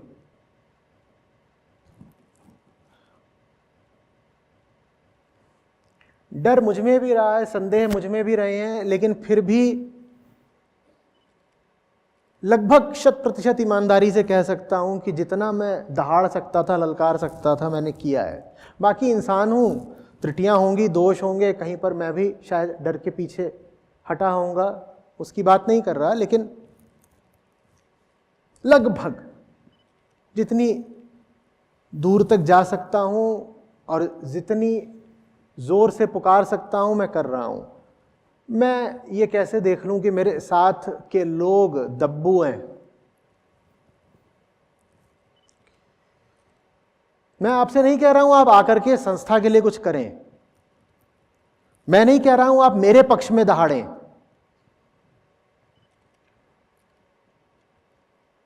आप जहां हैं वहीं पर आपकी जिंदगी में एक रौनक, एक तेज, एक नूर दिखना चाहिए ना।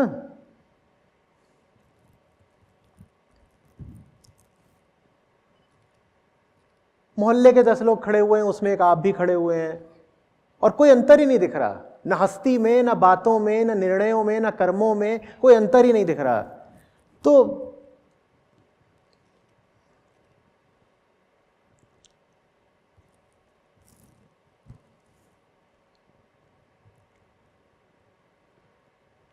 आपको नया होना चाहिए, वही नया साल होगा।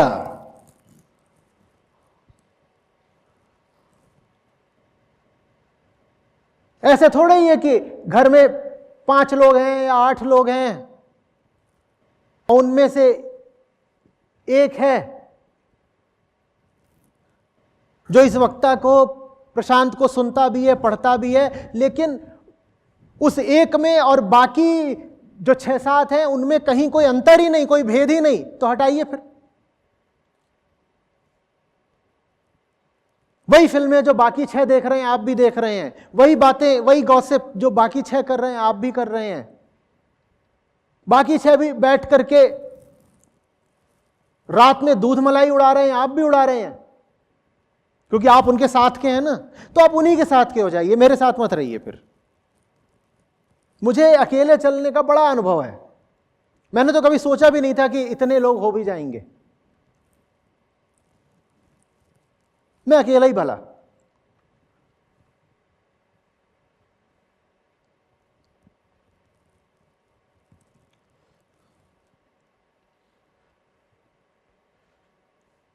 जैसे अभी कह रहे थे ना कि पर्वतों में हिमालय, वैसे ही सच का बंदा जंगल में शेर होता है। आपकी दहाड़ कहां है?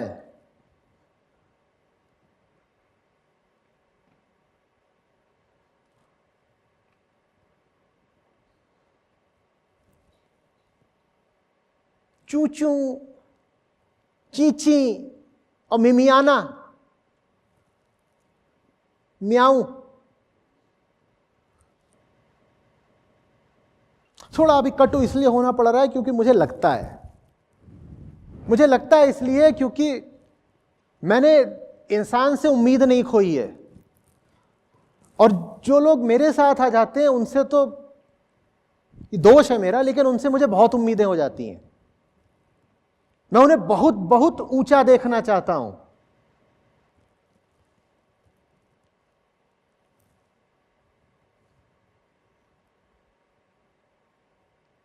आपको इतिहास पुरुष होना है। आप साधारण बंदा रहने के लिए और एक औसत जीवन जीने के लिए नहीं पैदा हुए हैं। इतिहास पुरुष जानते हो किसको बोलते हैं?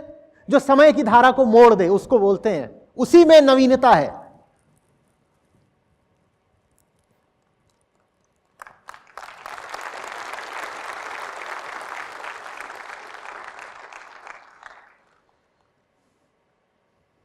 अभी थोड़ी देर बाद हम विदा हो जाएंगे, आप घर जाएंगे। आप क्या करेंगे? आज 1 तारीख है, आज जश्न होगा, आप वैसे ही हो जाएंगे। यहां इतने जवान लोग भी बैठे हुए हैं, तुम्हारी भुजाओं में कुछ बल नहीं है क्या? तुम्हारे गले में आवाज नहीं है?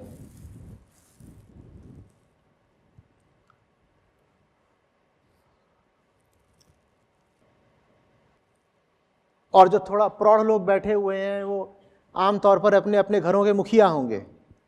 आप अपने घर के मुखिया हो, फिर भी गुलाम हो। क्या मजबूरी है?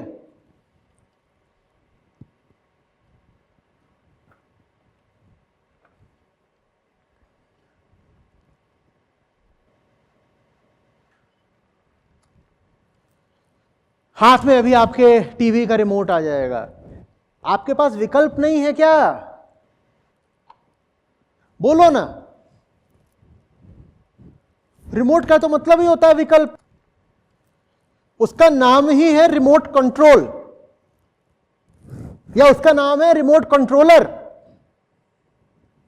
You are suppose to use it to control प्रकृति। उल्टा होता है ना क्या? वो पर्दा आपको कंट्रोल करता है इसके माध्यम से, रिमोट के माध्यम से। वो विकल्प कहां है? वो चेतना कहां है जो पूछे कि क्या जो मैं कर रहा हूं वो अनिवार्य है, जरूरी है?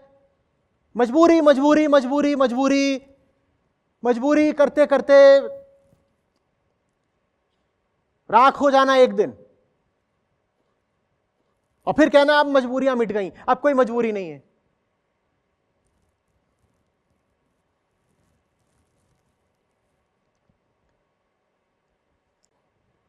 सर, मैं आपको एक बार रोकना चाहूँगा इसमें। मैंने देखा है कई बार लोगों के पास ये तर्क होता है कि देखिए ये सब कुछ करना तो आचार्य जी के लिए आसान था, वो आचार्य जी हैं, पर हम कहाँ कर सकते हैं। तो ये जो आप मजबूरी की बात कर रहे हैं, ये जो कुतर्क है, इससे कैसे? देखिए कुछ भी आसान नहीं था, एकदम आसान नहीं था, एकदम भी आसान नहीं था। पता नहीं क्यों आपको अपने लिए बहाना बनाना है कि मैंने या किसी और ने कुछ कर लिया तो वो उसके लिए आसान था और आपके लिए मुश्किल है क्योंकि आपकी मजबूरियां हैं और बंधन हैं और परिस्थितियां हैं। ये क्या बेकार का बहाना है? कुछ भी नहीं है। अभी जिन पिताजी की बात कर रहे हैं वो एकदम ग्रामीण परिवेश से आते हैं। उनकी पुरानी कविताएं हैं, कुछ कविताओं में लिखा हुआ है कि 2 दिन से खाना नहीं खाया है। वो ऐसी पृष्ठभूमि से आते हैं, अपने तमाम उन्होंने बंधनों के बीच ही सारी पढ़ाई पूरी करी, फिर अधिकारी भी बने, कोई पुश्तैनी जमीन जायदाद नहीं, कुछ नहीं ऐसा। और जब आप एक ऐसे घर से आते हो तो जैसे आप बोला करते हो ना कि अरे माँ बाप की उम्मीदें हैं बहुत, वैसे ही वो उम्मीदें तो मुझसे भी रखते होंगे ना, कि नहीं रखते होंगे? तो मेरे लिए आसान कहां से हो गया भाई? उनको भी लगता होगा कि जिस तरह की संपन्नता कभी नहीं देखी गई वैसी संपन्नता ये लड़का लेकर के आएगा।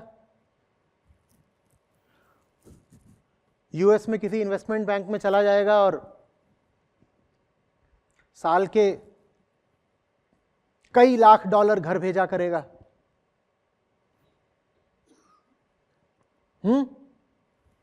तो आसान कहां से हो गया? फिर कोई चीज ना मिली हो जिंदगी में तो वहां फिर भी आसान होता है। मिली ही नहीं, उसका ना मिलना ही फैसला हो गया। फैसला हो गया ना। पर जो चीज मिल गई है उसका ना मिलना फिर चुनाव होता है। ठीक, कोई चीज आपको मिली ही नहीं तो फैसला हो गया, पर मिली हुई चीज को छोड़ना एक चुनाव होता है और उस चुनाव में दर्द होता है।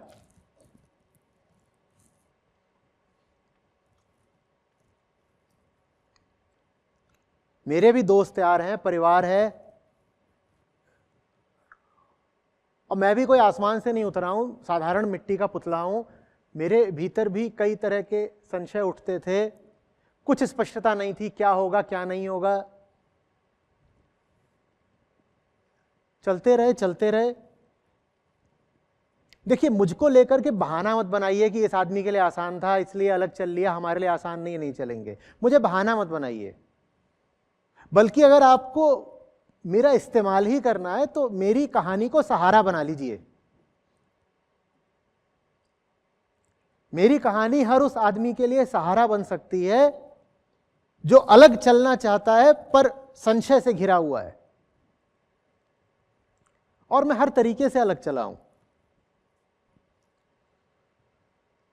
और उन्हीं परिस्थितियों में होते हुए अलग चला हूं जिन परिस्थितियों में आप सब हैं। तो कोई बहानेबाजी इसमें नहीं चल सकती। न खानदानी रईस हूं, न कोई और व्यवस्था है, न मैं किसी परंपरा की पीठ पर बैठा हुआ हूं, न अपने ऊपर मैंने कोई गॉडफादर कभी स्वीकार करा, न किसी राजनेता से या राजनीतिक विचारधारा से संबद्ध हूं। कोई नहीं है मेरा, एकदम कोई नहीं। न धर्म के क्षेत्र में कोई मेरा है, न समाज में है, न राजनीति में है, न मेरे पीछे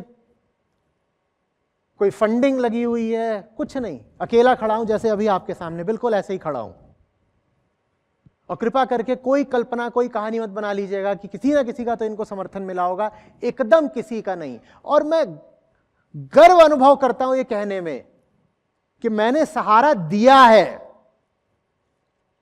जब कुछ नहीं था मेरे पास, तब भी सहारा दे रहा था। आप भी दे सकते हैं। बहुत साल पहले इसको अंग्रेजी में मैंने ऐसे बोला था, give give and give from empty pockets. जब जेब खाली हो ना, तब देने में और मजा आता है। और मजेदार बात यह कि तब देते जाओ तो पता चलता है अरे जेब में अभी और है। अपने ही छुपे हुए कोष फिर खुल जाते हैं। अपने आप को निर्बल या निर्धन मत मानिए। आपके पास बहुत कुछ है, देना शुरू करिए ना, चलना शुरू करिए, आपकी ताकत अपने आप खुलेगी।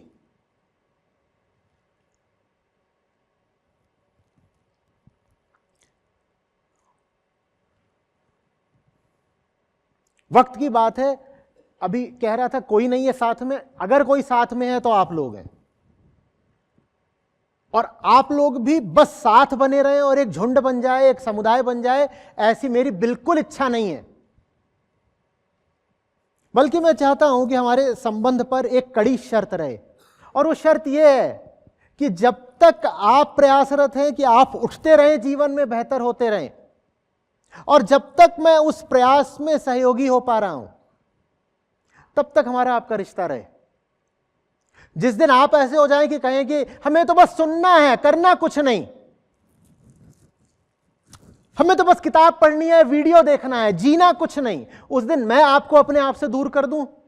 और जिस दिन मैं ऐसा हो जाऊं कि मेरे माध्यम से आपकी चेतना को, आपकी मुक्ति को कोई लाभ होना बंद हो जाए, उस दिन आप मुझे दूर कर दीजिएगा। यह हमारा रिश्ता होना चाहिए, और इस रिश्ते में ये कड़ी शर्त होनी चाहिए। ठीक है ना? यह भी नहीं है कि चलो कोई बात नहीं, अकेले चले थे पर अब तो बहुत लोग साथ हैं ना। साथ वगैरह क्या होता है? इंसान साथ के लिए थोड़ी पैदा होता है।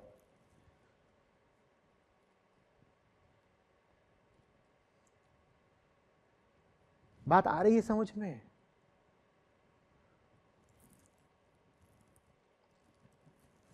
रखनी है ये शर्त। मैं अपना चेहरा आपको तभी दिखाऊं जब मुझे पता हो कि आपके सामने खड़ा होना मैंने अर्जित करा है। जब मुझे पता हो कि परिस्थितियों का सामना करके आपके सामने आया हूं, कि बीते हुए दिन में पूरी मेहनत करी है मैंने और काम के साथ इंसाफ किया है, और इस बूते पर आपके सामने खड़ा हूं। मुझे पता हो तो ही मैं आपके सामने खड़ा हूं, और आप भी मेरे सामने तभी आए जो आप कह पाए कि जिसके साथ हैं कम से कम थोड़े बहुत उसके जैसे हो रहे हैं। यह शर्त ठीक है कि नहीं है? या आप मेरे लिए गौरव का साधन है और मैं आपके लिए मनोरंजन का? बढ़िया वीडियो बन रहे हैं, ये फोटो खींच रहे हैं, अभी क्लिक करा इन्होंने, अच्छी फोटो आएगी, इतने लोग सुनने आए आचार्य जी को नए साल पर। मेरे लिए बढ़िया है आप आए हैं यहां पर।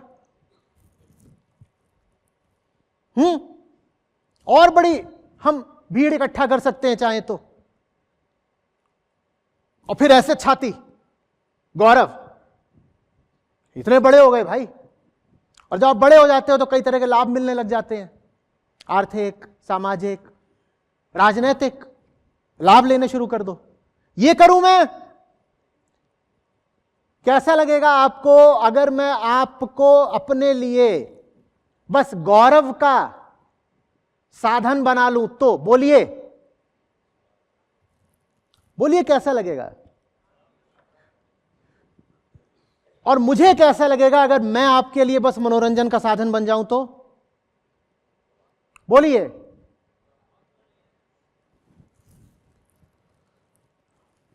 ना आपको मेरे लिए साधन बनना है, ना मुझे आपके लिए।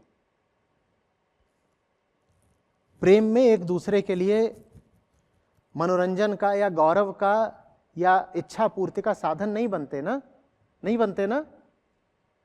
प्रेम का क्या अर्थ होता है? प्रेम माने क्या होता है? एक दूसरे का हाथ इसलिए पकड़ा है क्योंकि हाथ अगर थामे रहेंगे तो ज्यादा दूर तक चल पाएंगे और ज्यादा ऊंचे उठ पाएंगे। शर्त है, उस शर्त के बिना कुछ नहीं।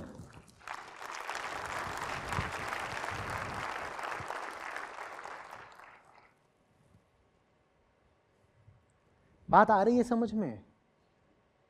मेरे लिए आसान नहीं था।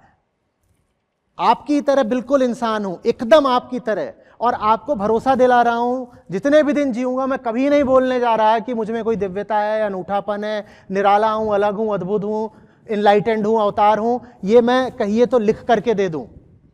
जैसे आज बोल रहा हूं मिट्टी का पुतला हूं, ठीक आपकी तरह, वैसे ही जो सच्ची बात है वो बदल कैसे जाएगी यार? आगे दूसरी बात कैसे बोल सकता हूं? तो ये समझ लीजिए कि पहले भी आसान नहीं था, एक तरह की चुनौतियां थी, आज भी आसान नहीं है। आज चुनौती यह है कि मैं अपने आप को उन्हीं के जैसा घोषित कर दूं जो समाज में और धर्म में नेता बनकर घूम रहे हैं, और प्रयास करने लगूं कि मैं भी उन्हीं की बिरादरी में जाकर बैठ जाऊं। और वो प्रलोभन तो लगातार मौजूद ही है ना, कि नहीं मौजूद है? आते हैं इधर उधर से न्योते, आमंत्रण, आप हमारे साथ अब बैठना शुरू कर दीजिए, आप क्यों नहीं हमारे दल में शामिल हो जाते? और मैं अगर वैसा करने लग जाऊं तो आपके किसी काम का नहीं बचूंगा। जब मैं किसी दल में शामिल होने से इनकार कर रहा हूं तो आपकी दलगत निष्ठा क्यों है बताइए? आप कैसे राजनीतिक हस्तियों के दीवाने हुए बैठे हैं? आप तो दूर से उनके दीवाने हैं, मुझे तो वो बहुत पास से बुला रहे हैं।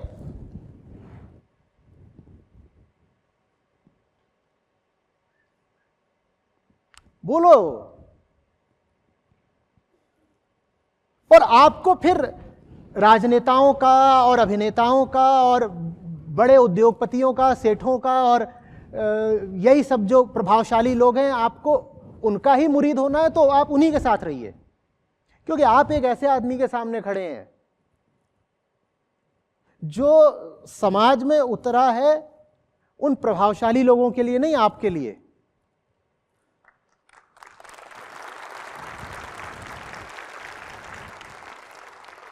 और ये तो देखिए बेवफाई होती है जो प्यार में बिल्कुल बर्दाश्त करी जाती नहीं, कि साहब हम तो आपको समर्पित हैं और आपने दिल कहीं और लगा रखा है।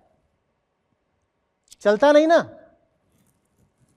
और आपने जहां दिल लगा रखा है वो हमारे पीछे हैं और हम उनको घास नहीं डालते, और आप वहां जाकर के जी जी जी जी जी जी कर रहे हैं। ये नहीं चलेगा।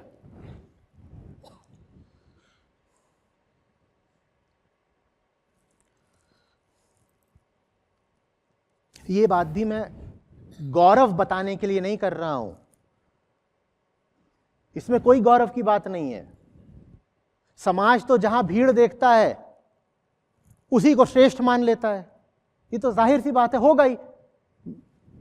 मेरे साथ भी होगा, और भी कहीं भीड़ हो वहां भी होगा, तो इसमें कोई गौरव की बात नहीं है, इसमें सावधानी की बात है। एक निष्ठा होनी चाहिए, क्योंकि एक सत्य है, और वही एक सत्य है जो जीवन में नवीनता लाएगा।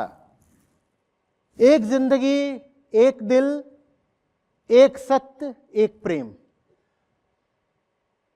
दूजा कोई नहीं। ठीक?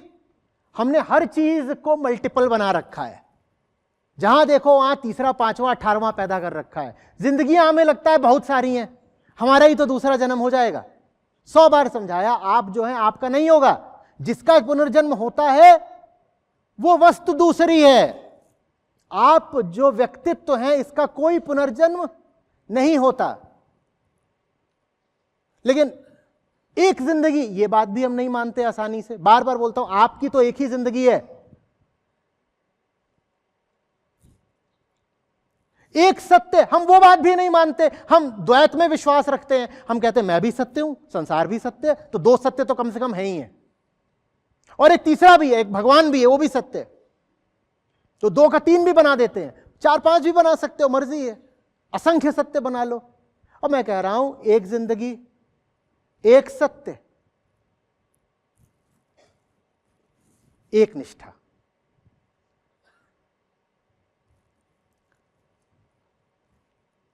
हिम्मत है? एक जिंदगी का मतलब होता है एक पल भी बर्बाद नहीं करना, दूसरी नहीं मिलेगी।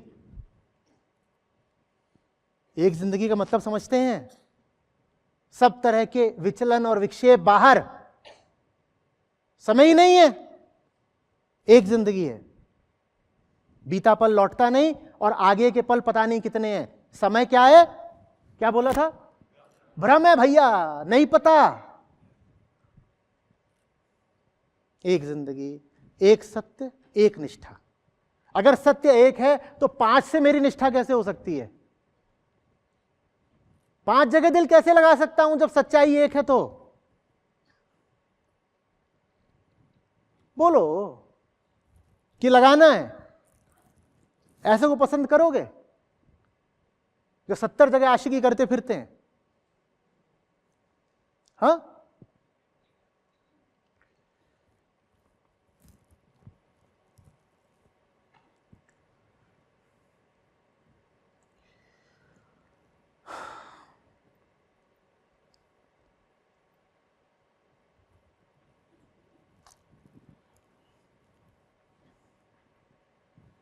आपको मुझ पर फक्र रहे, मुझे आप पर फक्र रहे। अच्छी चलेगी ना जोड़ी? आप निराश हो रहे हो, मुझे देखें, चित्त प्रसन्न हो जाए, है ना? आप कई बार लिख के भेजते हैं कि मन बहुत खिन्न था, फिर तभी वीडियो का नोटिफिकेशन आ गया, अब बढ़िया है। कई लोग ऐसे भी कहते हैं कि आत्महत्या ही करने जा रहा था, आपने बचा लिया। अब मैं आपको बताना चाहता हूं, ये सारे विचार मुझे भी आते हैं, मैं किसकी ओर देखूं? तो हमारा रिश्ता ऐसा रहे कि मैं आपको देखूं और मेरा चित्त भी हर्षित हो जाए, तो ठीक रहेगा ना? नहीं तो एक तरफा हो जाती है बातचीत। आप तो मुझे देखते हैं तो आपको प्रेरणा भी मिल जाती है, ऊर्जा भी मिल जाती है, उत्साह भी मिल जाता है, होता है ऐसा? हाँ, तो मेरे लिए भी तो आप होने चाहिए ना। या मैं आपको देखूं और आप बिल्कुल वही जमाने की लाइन में लगे हुए हैं तो मुझे अच्छा लग रहा है, या तब और लगेगा कि छोड़ो यार, ऐसे क्या करना जी के।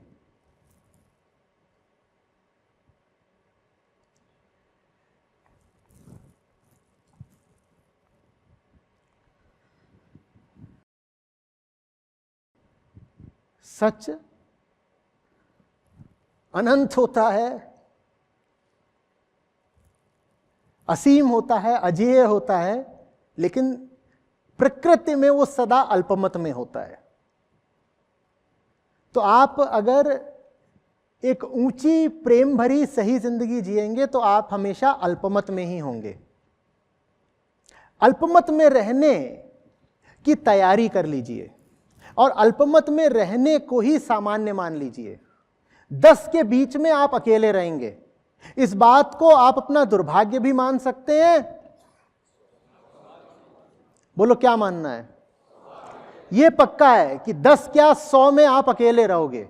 इसको आप अपना अकेलापन भी मान सकते हैं और अपना अनूठापन भी। बोलो क्या मानना है? इतनी मुझे उम्मीद नहीं है कि ये दुनिया ऐसी हो जाएगी कि एक दिन 800 करोड़ में से 700 करोड़ सच्चाई के आशिक होंगे, नहीं होने वाला। हम जहां तक अपना जीवन काल देख सकते हैं, आप तो अल्पमत में ही होंगे, कभी 10 में एक, कभी 1000 में एक। उसको अपना अनूठापन मानिएगा, वो अनूठापन है आपका। ठीक वैसे जैसे शिखर पे चढ़ा होता है कोई, तो अनूठा होता है ना, और अकेला होता है, वो अकेलापन अनूठापन है। आपके बच्चे होते हैं, आप चाहते हैं कि वो कोई प्रवेश परीक्षा पास कर ले, है ना, और जो वहां पर सिलेक्शन रेशियो होता है वो ऐसे ही तो होता है, 1000 में से एक का चयन हुआ, ऐसे ही होता है ना। तो 1000 में एक निकला आपका बेटा, आपकी बेटी, ये बात सौभाग्य की होती है, दुर्भाग्य की? तो आपके बच्चे जब हजारों से अलग काम करें तो अनिवार्य रूप से ये मत मान लीजिएगा कि उन्होंने कुछ गलत ही करा है। और आप भी जब पाएं कि सच का रास्ता आपको हजारों से अलग ले जा रहा है, तो कुछ अनिष्ट नहीं घट रहा, कुछ बहुत अच्छा, बहुत ऊंचा हो रहा है आपके साथ।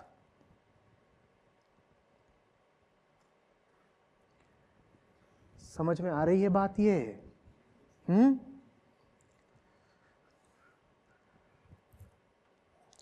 दो नावों पे एक साथ पांव रखकर नहीं चल पाएंगे,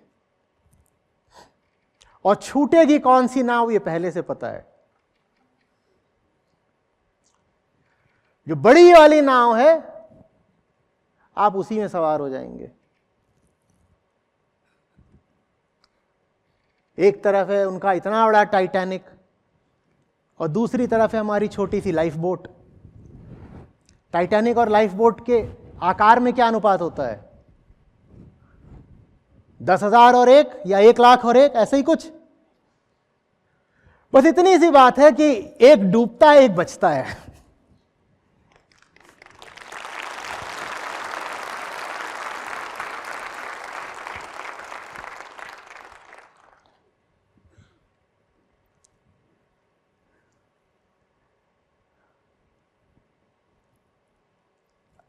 अपने अकेलेपन से प्रेम करना सीखिए, नहीं तो बार बार यहां नहीं आ पाएंगे। बहुत अनुभव से बोल रहा हूं। दूसरे आपको खींच ले जाएंगे।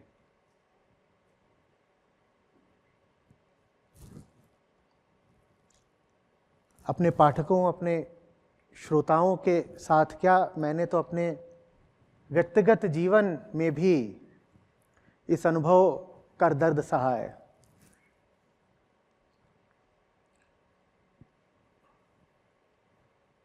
जिन पर समाज की बहुत पकड़ होती है वो बहुत दूर तक मेरे साथ नहीं चल पाते।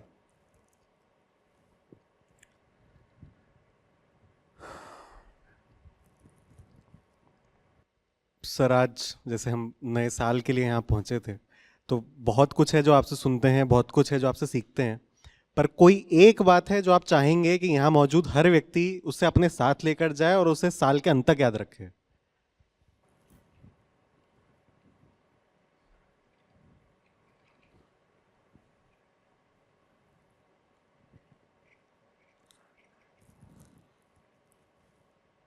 छोटा मत अनुभव करना कभी।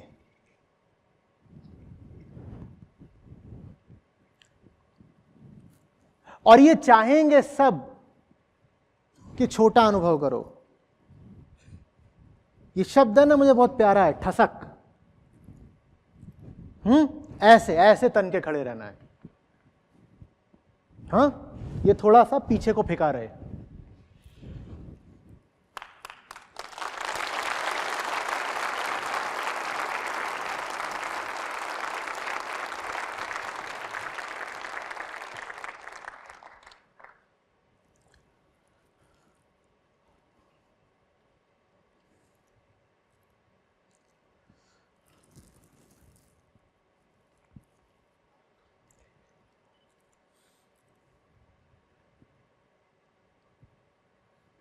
जो चीज अवश्यंभावी है उसकी तैयारी पहले से।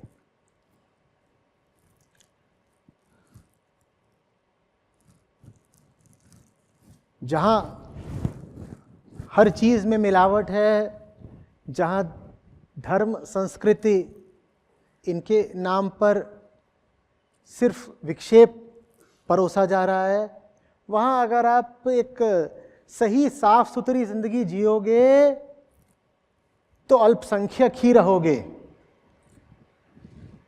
अपने आप को विश्व की सबसे छोटी माइनॉरिटी मानने की तैयारी कर लो। और उसको मालूम है क्या बोलते हैं? उसको बोलते हैं सचेत व्यक्ति। वो एक की माइनॉरिटी होता है, ऐसा भी नहीं कि 10-12 लोग का एक झुंड है, एक दल है। एकदम अकेले, अल्पसंख्यक हैं और इतने अकेले हैं। और जो इतना अकेला होता है उसको सब चले आते हैं दबाने के लिए। जो इतना अकेला होता है ना, सब चाहते हैं उस पर चढ़ बैठे।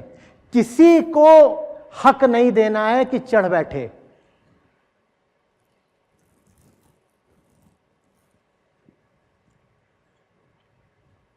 समाज के प्रति एक स्वस्थ अनादर का भाव रखो, हेल्दी कंटेम्प्ट। हेल्दी बोला है, ये नहीं कि जो मिला उसी को झाड़ दिया।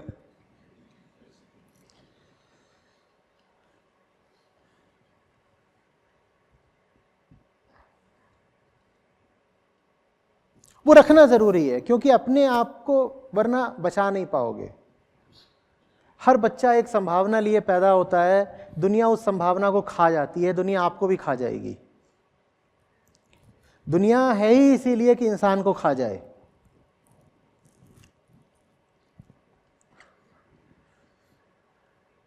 भर्तृहरि कह गए थे ना, तुम नहीं खाते,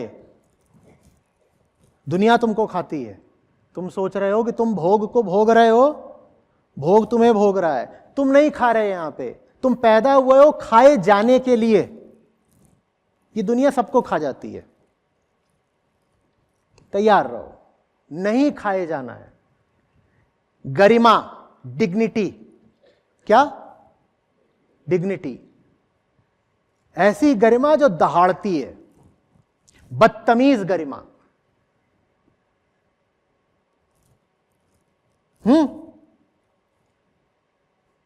मैं जिस बदतमीजी की बात कर रहा हूं वो अच्छी ही नहीं है, वो आवश्यक है। साधारण बदतमीजी की बात नहीं कर रहा।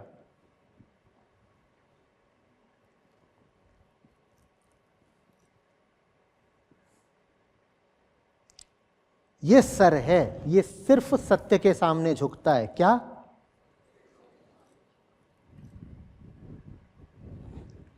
और अगर 50 जगह झुकता है उसके बाद सत्य के सामने झुकता है तो भला है कि सत्य के सामने भी ना झुके। बिका हुआ सर। सत्य के सामने सर झुकाने का महत्व तो सिर्फ तभी है जब वो सर कहीं और ना झुका हो। कहीं झुकना नहीं चाहिए, वो गरिमा, वो ठसक बनी रहे।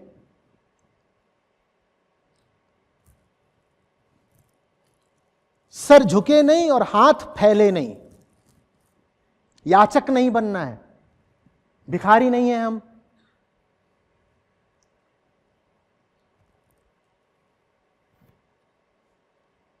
सहारा दे देंगे, मांगेंगे नहीं, और खूब सहारा देंगे।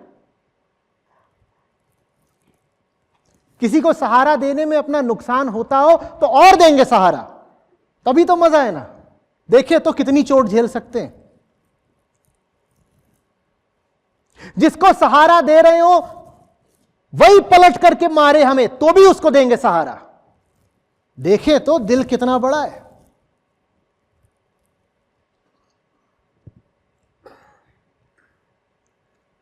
आ रही बात समझ में?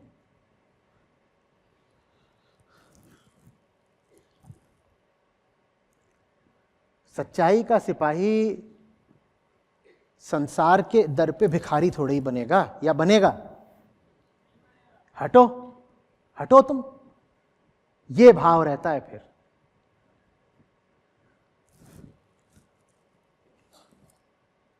प्रेम में तो सब कुछ अर्पित कर देंगे, पर जहां डर है, जहां लालच है, जहां धमकी है, जहां दबाव है, वहां हमसे बस उपेक्षा और अनादर ही पाओगे। ठीक है ना ये?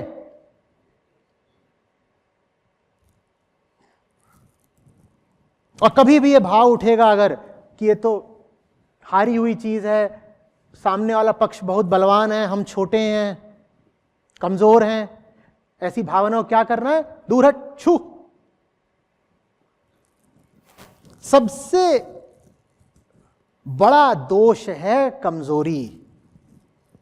अहम वृत्ति को ऐसे भी परिभाषित कर सकते हो, अपने भीतर का वो भाव जो कहता है कि हम संकुचित हैं, सीमित हैं, क्षुद्र हैं, संकीर्ण हैं, उसे अहम वृत्ति कहते हैं।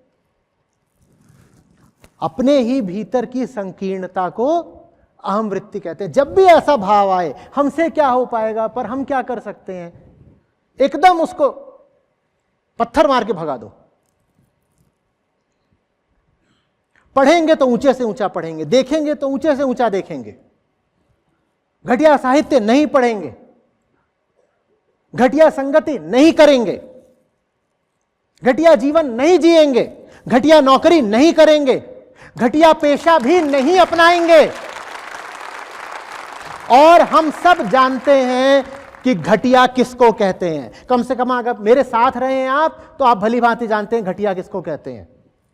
जानते हुए भी अगर घटिया काम करा तो अपने आप को माफ नहीं करेंगे।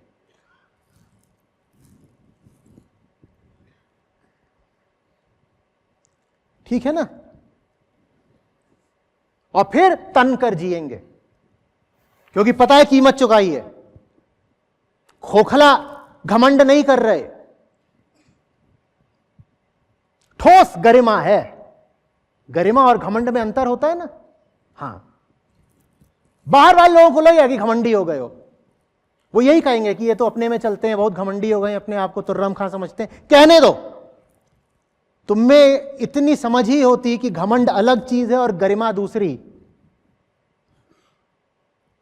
तो तुम कुछ और होते। हम पे आक्षेप नहीं कर रहे होते, हमारे साथ होते।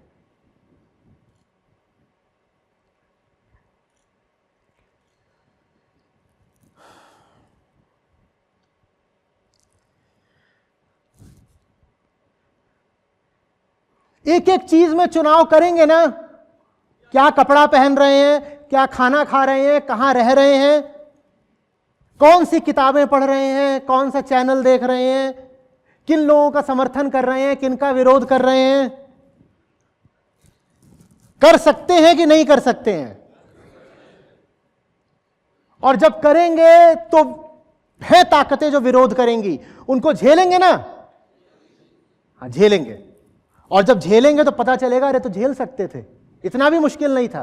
चोट लगी लेकिन बर्दाश्त कर सकते थे, पहले भी बर्दाश्त कर सकते थे, आज तक क्यों नहीं बर्दाश्त किया? चोट लगी, दर्द हुआ, और जब लगती है चोट तो तिलमिलाता है आदमी। तिलमिलाएंगे आप एक बार को, कदम लड़खड़ाएंगे, लेकिन लड़खड़ा रहे हो कदम आप संभाल लीजिएगा, संभाल सकते हैं, है हम में इतना दम, सब में होता है।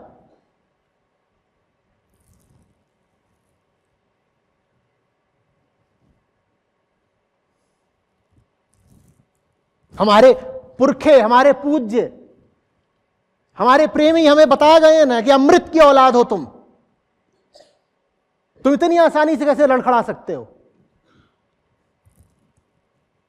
ऋषियों ने वो बात सिर्फ अपने लिए नहीं बोली थी, हम सबके लिए बोली थी ना। अमृतस्य पुत्र।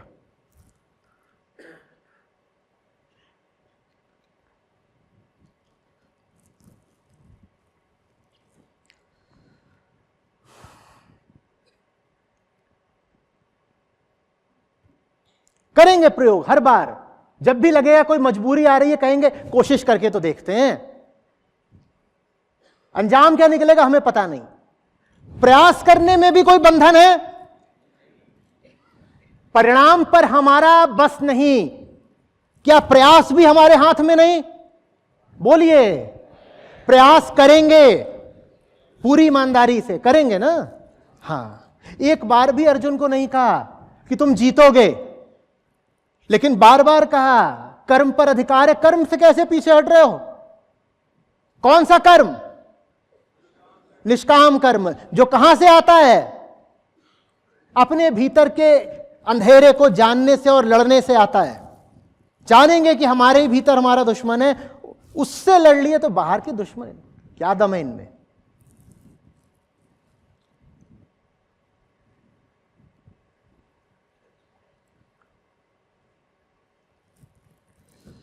गीता उतरेगी एक एक पल में? पक्का नहीं, पर प्रयास तो करेंगे, करेंगे ना? करेंगे।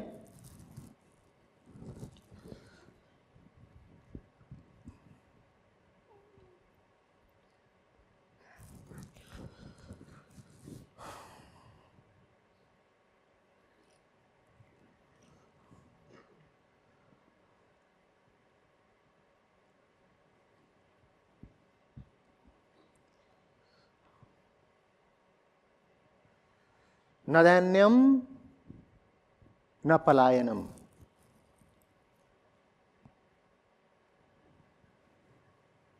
न हम छोटे हैं, न हम मैदान छोड़कर भागते हैं।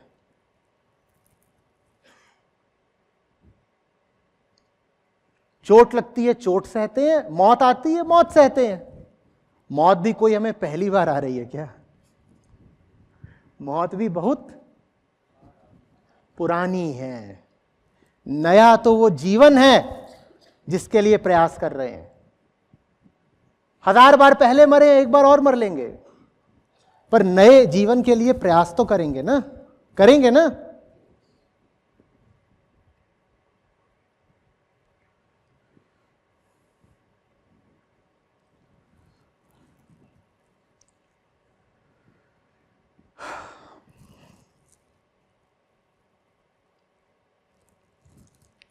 और कुछ?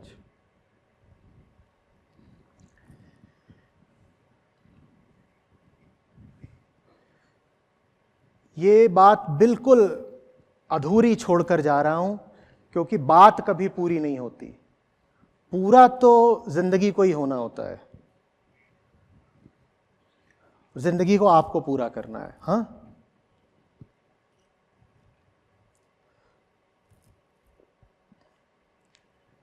कभी बिल्कुल आस टूटने लगे, भरोसा मिटने लगे कि घुटने टेक ही दें, और बाकी सब उपाय काम ना आ रहे हों, तो एक उपाय ये और कर लीजिएगा। याद कर लीजिएगा कि एक व्यक्ति है जो कम से कम अभी घुटने नहीं टेक रहा है।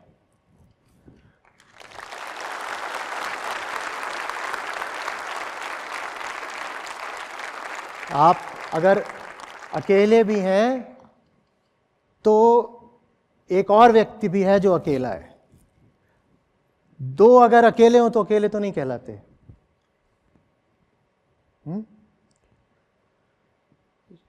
जो संघर्ष आपका है वही मेरा भी है। ना आपको सर झुकाना है, ना मुझे। ना आपको घुटने टेकने हैं, ना मुझे। और चलेंगे तो साथ, बढ़ेंगे तो साथ।